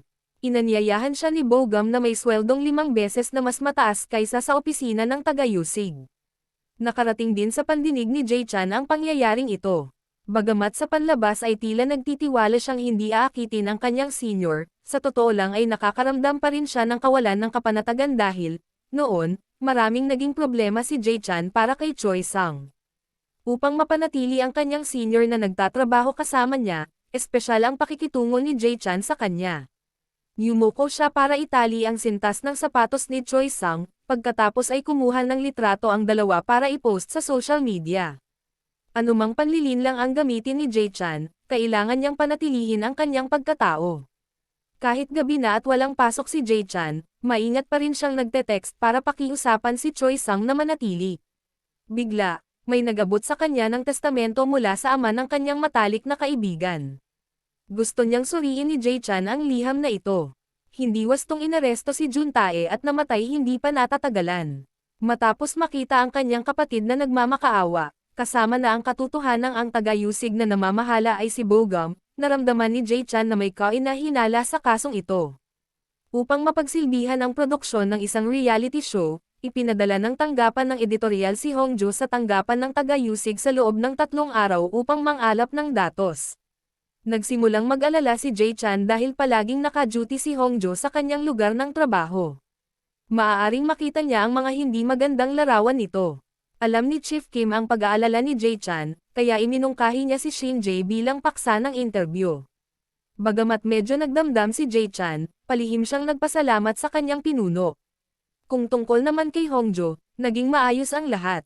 Mahusay niyang naitala ang mga eksena, lalo na noong tinanong ng taga-Yusig ang sospek. Batay sa kanyang mga mata at hindi maikakailang mga argumento, masunuring inamin ni Shin Jae sa sospek ang pagkakasala. Maging si Hongjo ay nagulat nang masaksihan kung paano siya ininteroga ng mga taga-Yusig. Samantala, sa opisina, biglang tinanong ni Jae Chan si Choi Sang tungkol sa bilanggo na kamamatay lamang. Dahil hindi sinasadyang nabasa niya ang testamento at pakiusap ni Juntae, nagkaroon siya ng ilang pagdududa sa kanyang puso. Pero sinabi ni Choi Sang na sarado na ang kasong iyon at walang kakaiba. Si Choi Sang din ang sangkot sa pag-iimbestiga sa kasong iyon, kaya't nang ahas siyang maging sigurado. Sa oras na ito sa istasyon ng pulisya, kakaaresto lang ni Gutak ng isang ilegal na transaksyon. May nagbayad sa magnanakaw ng 10 milyong won para maibalik ang isang lumang telepono. Paulit-ulit na sinasabi ng magnanakaw na gusto niyang makipagkita sa taga-Yusig dahil gusto niyang patunayan na siya ay ganap na inosente. Kinailangan pang kontaken ng pulisya si Jae Chan upang maghanda para sa interogasyon. Maingat na itinala ni Hongjo ang buong proseso ng paggawa. Medyo espesyal ang magnanakaw sa pagkakataong ito dahil kapareho niya ng pangalan si Chief Kim. Siya rin ang naaresto ng 10 taon dahil sa pagnanakaw. Nang makilala ng magnanakaw ang taga-Yusig, umiyak siya ng mapait. Ikinwento ng magnanakaw ang kanyang paghihirap mga 10 taon na ang nakalilipas. Sinabi niya na ang kanyang nag-iisang anak na babae ay naaksidente sa trapiko, kaya kinailangan niyang magnakaw para makakuha ng pera para maalagaan ang kanyang anak na babae. Tinanggap ng magnanakaw ang lahat ng uri ng imbestigasyon at paglilitis. Hiniling lamang niya sa taga-Yusig na bigyan siya ng kalayaang umuwi upang alagaan ang kanyang anak na babae. Ang mga bagay na ito ay narinig ni Chief Kim 10 taon na ang nakalilipas. Galit siyang pumasok, binalaan si Jae Chan na huwag magpalinlang. Humingi rin siya ng warrant of arrest para sa magnanakaw. Hindi pinansin ang payo ni Chief Kim, nagpasya pa rin si Jae Chan na pumunta sa bahay ng magnanakaw upang kumpirmahin ang katotohanan tungkol sa anak na babae. Matapos makilala ni Jae Chan ang may-ari ng bahay, nalaman niya na ang magnanakaw ay nakatira ng mag-isa. Isang hindi komportableng pakiramdam ang sumalakay sa isipan ni Jae Chan.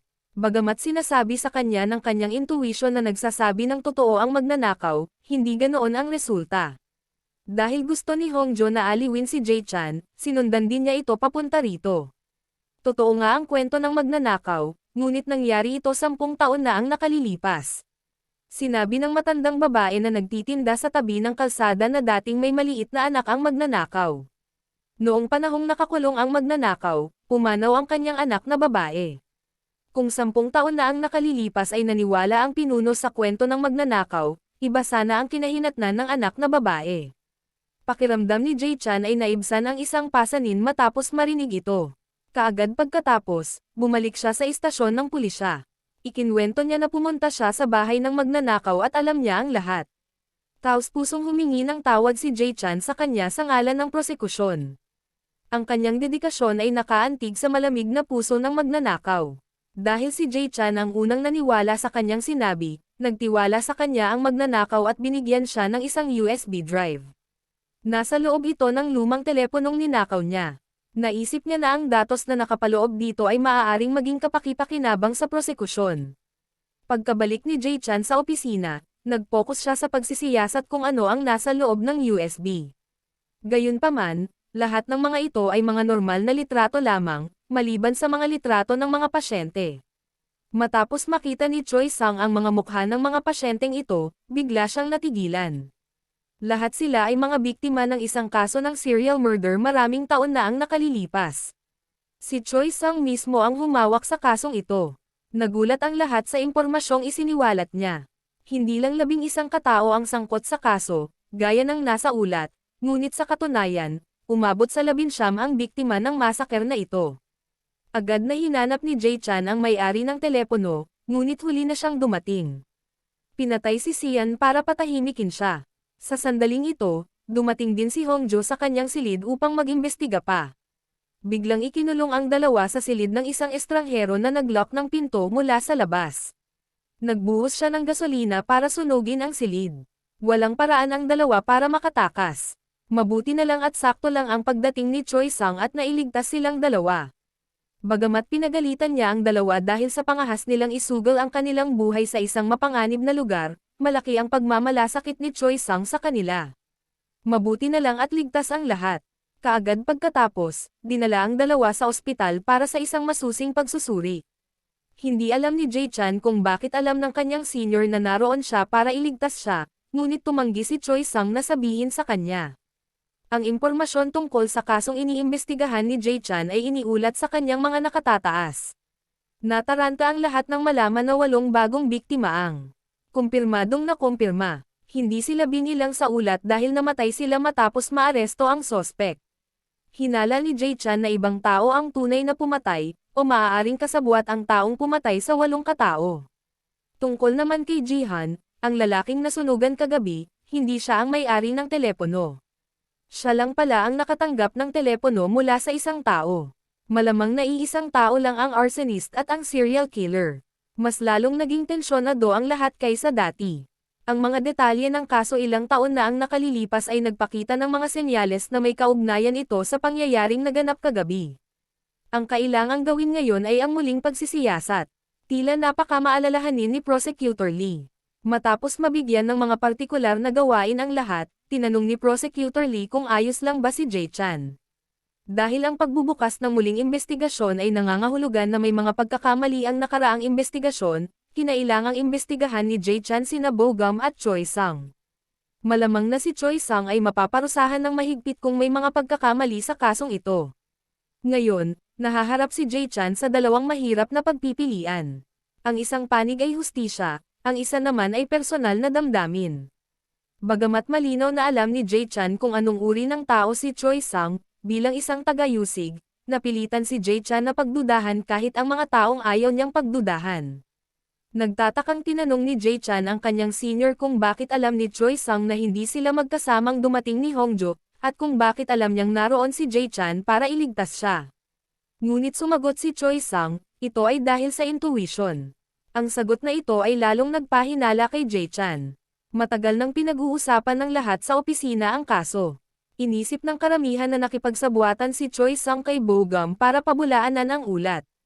Para protektahan ang sarili, kinailangan pa ring imbestigahan ni Jay Chan ang kaso. Bumalik si Choi Sang sa opisina na may mabigat na puso. Nagpasya siyang sumulat ng isang sulat ng pagbibitiw. Gusto niyang makapag-focus si Jay Chan sa kaso. Kasabay nito, sa Task Force 2, matapos makita ni Jay Chan ang file ni Choi Sang, napagtanto niya na si Choi Sang ay kasamahan ng kanyang ama ilang taon na ang nakalilipas. Mabilis siyang bumalik sa opisina, ngunit huli na ang lahat. Tumigil na si Choi Sang at umalis na sa lugar. Sa liham na iniwan niya, malinaw niyang sinabi na hindi siya nag-imbento ng ebidensya. Ngunit dahil si Choi Sang ang pangunahing sospek, walang halaga ang kanyang mga sinabi. Sa makatuwid, hindi kailangang mag-alala si Jay Chan tungkol sa kanya, ngunit dapat niyang imbestigahan ng walang kinikiling din ang kaso ilang taon na ang nakalilipas. Matapos marinig ang mga salitang ito, nagising din si Jay Chan. Nang gabing iyon, nang pumunta si Hongjo sa convenience store para bumili, nakilala siya ng empleyado roon. Si Hongjo ang reporter na nag-interview sa kanyang ama sa korte. Galit na galit ang empleyado dahil hindi nirespeto ni Hongjo ang damdamin ng kanyang ama. Sa sandaling ito, napansin ni Hongjo ang berdeng payong sa malapit. Katulad ito ng nasa panaginip niya. Bigla, isang takot ang bomb alert sa katawan ni Hongjo, dahilan para hindi siya makagalaw. Mabuti na lang at dumating si Jay Chan sa tamang oras. Ipinaalam niya sa empleyado na ang hindi makatarungang kaso ilang taon na ang nakalilipas ay muling iimbestigahan. Nang marinig niya ito, labis siyang naantig. Pagkalipas ng maraming taon, sa wakas, muling lilitisin ang kaso ng kanyang ama, at maibabalik ang kanyang kawalang kasalanan. Kinabukasan, habang masayang umiinom ng kape si Bogum, nakatanggap siya ng kakaibang mensahe. May nagmamasid sa bawat galaw niya. Tila nag-aalala si Jay Chan nang imungkahi nito ang pagkikita ng alas 9 ng gabi. Kasabay nito, natuklasan ng prosekusyon ang pagkakakilanlan ng taong bumili ng gasolina. Nakakagulat, ang taong iyon ay isang babae. Siya rin ang pangunahing sospek sa kaso ng panununog at sa hindi makatarungang kaso ilang taon na ang nakalilipas. Sa sandaling ito, ang taong iyon ay lumilitaw sa harap ni Bogum. Siya ang nagpadala ng mga mensaheng nagbabanta sa kanya. Nagbabala si Runa na kung siya ay arestuhin, kahit si Bogum ay mapipilitang makulong kasama niya. Nabaliw si Bogum nang makita ang mamamatay tao noong mga nakaraang taon na nagbabanta sa kanya. Siya ang gumawa ng peking ebidensya para matulungan si Runa na makatakas sa parusa. Kasabay nito, itinulak niya ang kaawa-awang doktor sa bilangguan kapalit nito. Ngayon, wala nang paraan para makabalik si Bogum. Nakipag-ugnayan na si Runa sa kasintahang nakakaalam ng kwento. Ngayon, isa na lang ang natitirang taong dapat kausapin. Ang babaeng reporter na nag-uulat tungkol sa kaso ilang taon na ang nakalilipas, at ang babaeng reporter na iyon, ay si Hongjo. Kinabukasan, inimbitahan siya ni Bogum sa opisina nito. Hindi masyadong nag-isip si Hongjo, kaya ininom niya ang baso ng tubig na binigyan niya ng droga. Nagising si Jae-chan sa takot. Napanaginipan niya na ang kanyang kasintahan ay nasa panganib na nagbabanta sa buhay. Mabilis na tinawagan ni Jae-chan si Gota upang pumunta sa opisina ni Bogum upang alamin. Matapos mahimatay si Hongjo, dinala ito sa rooftop upang mailagay sa itinapong lugar. Tinurukan siya ni Runa ng gamot na magpapahinto sa paghinga niya sa loob ng 5 minuto. Matapos masaksihan ni Bogum ang pagturok kay Hongjo, ngumiti siya ng mayabang. Pagkatapos, agad siyang uminom ng tableta bago kumilos laban kay Runa. Umalangaw-ngaw ang sirena ng mga pulis sa ibaba mismo ng opisina. Gustong patayin ni Bogum si Runa para maging inosente. Kahit na arestuhin pa, maituturing pa rin siyang kumikilos bilang lehitimong pagtatanggol sa sarili. Sakto namang nakarating si Gota sa rooftop. Natarante siya nang makita si Bogum na karga-karga si Hongjo. Dumating din si Jae-chan. Mabilis siyang nagsagawa ng pangunang lunas bago dumating ang ambulansya. Kinabukasan, nagising si Bogum sa ospital. Ikinwento niya ang kanyang pagkalasing sa kanyang tasa ng kape. Nang unti-unting nawala ng malay si Bogum, nakita niya si Runa na inilalabas si Hongjo sa opisina. Sinubukan niyang sundan si Runa para pigilan si Hongjo sa pananakit, ngunit hindi na maisasalba ang sitwasyon. Isiniwalat din ni Bogum na si Runa ang tunay na pumatay sa kaso ng serial murder ilang taon na ang nakalilipas. Kahit pinayuhan niya itong sumuko, hindi ito gumana. Malamang nakita ni Runa na nagkikita sina Bogum at ang reporter, kaya hindi niya naintindihan ang sinabi nito at naglagay ng droga sa tubig. Pagkatapos, dahil gustong iligtas ni Bogum ang tao, nagpumiglas ito kay Runa. At ang resulta ay nahulog siya mula sa isang mataas na lugar. Ngunit sa kasamaang palad, si Runa ang unang nagturok ng lason kay Hongjo. Nagkunwari pa si Bogum na nagsisisi sa harap ng pulisya, para lang maimpluwensyahan ang opinyon ng publiko. Ngunit nang ayanunsyo ng pulisya na buhay pa si Hongjo, nagsimulang matakot si Bogum na baka mabunyag ang kanyang dula.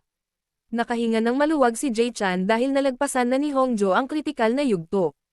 1 minuto lang ang lumipas, at hindi na sana nangyari ang himala.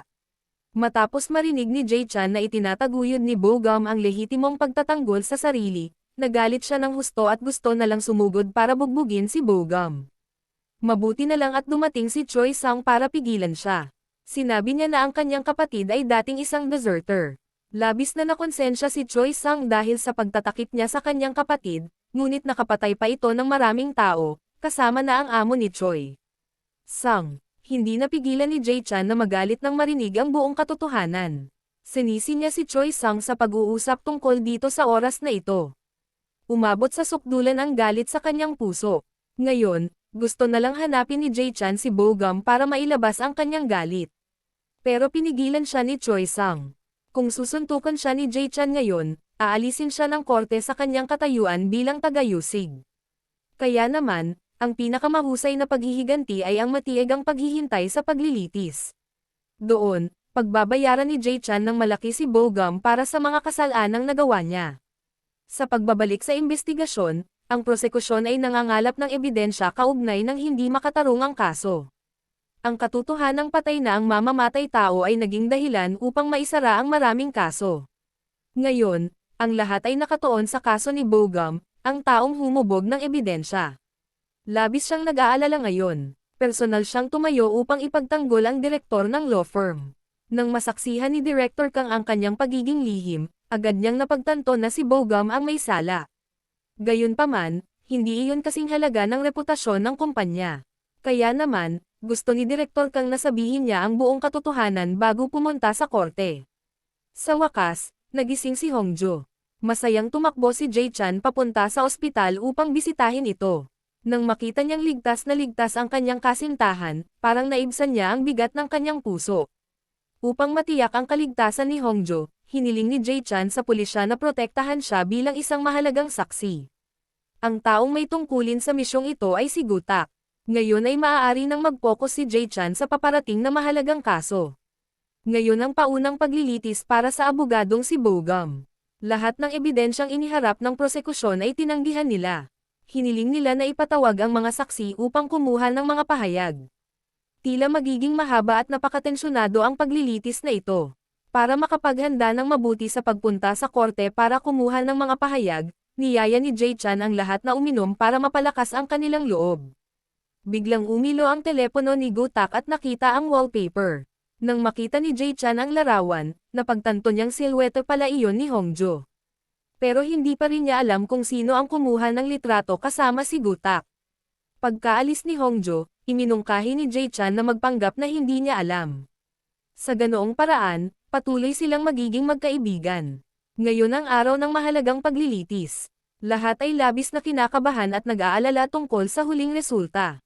Mayaman pa rin si Bogum sa pag-aakalang makakatakas siya sa parusa. Pumunta pa nga siya para payuhan si Jay Chan na sundin ang sinabi ng abogado. Pero wala itong pakialam kay Jay Chan.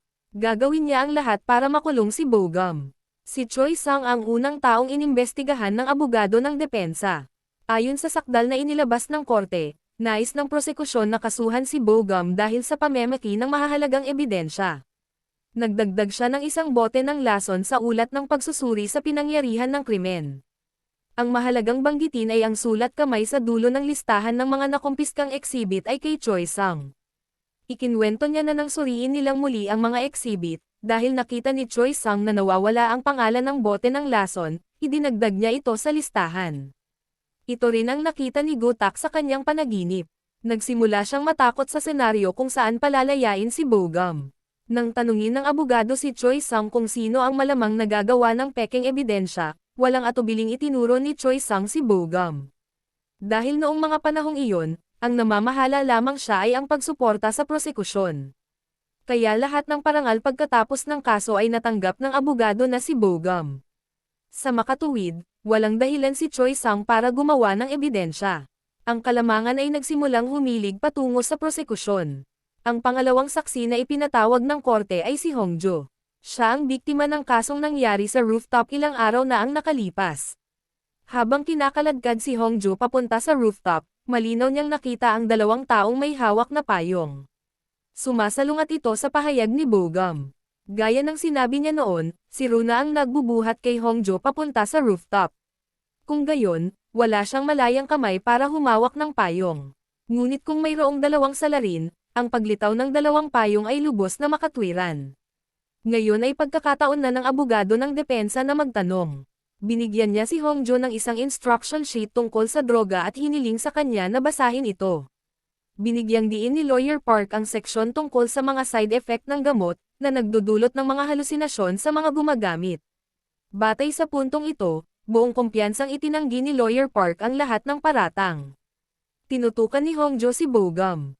Nagsimulang lumala ang sitwasyon nang mawalan ng tiwala ang kanyang testimonya. Unti-unting bumalik sa balanseng posisyon ang tim-angan ng hustisya. Ang resulta ng labanang ito ay lubos na nakasalalay sa testimonya ni Gutak. Nag-alala siya habang ang tadhana ay nasa kanyang mga kamay. Dali-daling tumakbo si Hongjo upang ipaalala sa kanya ang tungkol sa mga kulay ng dalawang payong. Nagulat si Gutak na alam nito ang sikreto ng kanyang colorblindness. Bago iyon, hiniling ni Hongjo kay Gutak na maghanap ng pulang power bank, ngunit ibinigay nito sa kanya ang berde. May pag-unawa si Hongjo tungkol dito. Kung mabubunyag ang colorblindness ni Gutak habang nagpapatotoo, mapapatalsik siya sa puwersa ng pulisya. Takot na takot si Hongjo na mangyari ang senaryong ito, kaya sinabihan niya si Gutak na magtago. Ngunit hindi siya pinayagan ng konsensya ni Gutak na gawin iyon. Niyakap niya si Hongjo upang makakuha ng mas maraming motibasyon. Determinado siyang harapin ang katotohanang lagi niyang itinatago. Pagbalik sa paglilitis, pagkatapos basahin ni Gutak ang panunumpa, tinanong siya ng prosekusyon. Ikinwento niya ang buong pangyayari sa bubungan. Nang panahong iyon, nakita ni Gutak ang abogado na karga pababa si Hongjo. Walang tao sa paligid, 2 payong lamang ang nakahiga sa isang sulok. Matapos suriin ng mga kawani ang 2 payong, natuklasan nilang pareho nilang nakita ang mga fingerprint ng sospek. Pinatunayan nito na balak ng mamamatay tao na bumangon kasama si Bogum. Tinanggihan ng mahalagang ebidensyang ito ang pahayag ng lehitimong pagtatanggol sa sarili na inihain ni Abogado Park. Ngayon, kailangan na lang kumpirmahin ni Gutak ang hugis ng payong, at matatapos na ang paglilitis. Madaling inilarawan ni Gutak ang hugis ng 2 payong, ngunit nang makarating siya sa bahagi ng kulay, medyo nagatubili siya. Pidgel ang hininga ng lahat habang naghihintay sa kanyang sagot. Maging si Gutak ay nag-aalangan, hindi alam ang gagawin. Sa wakas, isiniwalat ni Gutak sa korte ang katotohanan tungkol sa kanyang colorblindness. Nabigla ang lahat sa katotohanang ito. Kahit si Jay Chan ay hindi alam ito. Nagsimulang tumawa si Bogum nang may tuwa sa pag-aakalang nanalo na siya, ngunit hindi siya basta-basta pinayagan ni Gutak na makatakas sa parusa. Bagamat colorblind si Gutak, mas maganda ang kanyang paningin sa gabi kaysa sa mga normal na tao. Bagamat hindi nakakakita ng mga kulay si Gutak, nakikilala pa rin niya ang mga ito sa pamamagitan ng kanilang kakaibang liwanag. Ang mahabang payong na may hawakang kahoy ay kurbadong parang tungkod, at ang natitiklap na payong na may bilog na hawakang metal. Ang mahabang payong ay may liwanag na katumbas ng berdeng kurbata na suot ni Bogum, at ang maliit na payong ay pula na parang damit ng tagayusig. Nagulat ang lahat nang ibalita ang mga larawan ng 2 payong. Parehong-pareho sila sa paglalarawang ibinigay ni Gutak. Natapos ang paglilitis ng ang tagumpay ay nakahilig sa pag-uusig. Wala nang pag-asa si Bogum na makatakas sa parusa. Bagamat kayang itulak ni Gutak ang kontrabida sa bilangguan, kinailangan pa ring isuko ni Gutak ang trabahong minamahal niya. Gayunpaman, mahusay niyang natapos ang misyon na iniatas sa kanya. Pagkatapos ng paglilitis, nakipagkita si Choi Sung kay Bogum. Gusto niyang payuhan si Bogum na sumuko na lang. Galit na galit si Bogum nang marinig iyon. Pinagtaksilan siya ng taong kanyang nakatrabaho. Pinayuhan siya ni Choi Sung na aminin ng taos puso ang kanyang pagkakamali, at saka siya makakatanggap ng kaluwagan mula sa batas. Nang makita ni Choi Sung si Bogum, naalala niya ang kanyang kapatid na tumalikod sa kanya. Kung noon, pinigilan siya ni Choi Sung sa halip na pagtakpan, mangyayari kaya ang mga trahedyang ito. Ngunit ayaw nang makarinig pa ni Bogum ng isa pang salita mula kay Choi Sung. Sa oras na ito, nakita rin ni Jay Chan si Choi Sung. Ngunit bago pa niya marating ang kanyang senior, nabangga si Choi Sung ng kotseng minamaneho ni Bogum. Masakit na niyakap ni Jay Chan ang kanyang senior. Mula nang mailigtas niya si Choi Sung mula sa malamig na ilog, pinangarap na niya ang mangyayari sa araw na ito. Ang libing ni Choi Sung ay ginanap kinabukasan. Ang kanyang mga kasamahan ay malungkot at nagdadalamati, lalo na si Jay Chan. Labis siyang nalungkot nang mamatay si Choi Sung, mismo sa harap ng kanyang mga mata. Para siyang isang kaibigan, isang kapatid, isang tiyuhin na tumulong ng malaki kay Jay Chan. Di nagtagal, ibinigay din ang huling hatol para kay Bogum. Kailangan niyang magdusa ng habang buhay na pagkakabilanggo dahil sa mga kasalanang ginawa niya. Nagpatuloy ang buhay ng ganoon. Si Gutak ngayon ay nakatuon sa pag-aaral upang kumuha ng pagsusulit sa pasukan sa abogasya. Pangarap niya ngayon na maging isang mahuhusay na abogado. Malugod ding tinanggap ng tanggapan ng taga-Yusig ang bagong magandang balita, dahil ikinasal sina taga-Yusig Lee at Son Hyun. Ang mga dating iniligtas ni Jay Chan ay pawang nagkaroon ng masasayang bagong buhay. Pagkatapos ng maraming tagumpay at kabiguan, nagkaroon ng masayang wakas sina Jay Chan at Hongjo. Dito magtatapos ang pelikula ngayon. Kita-kits sa susunod na mga video.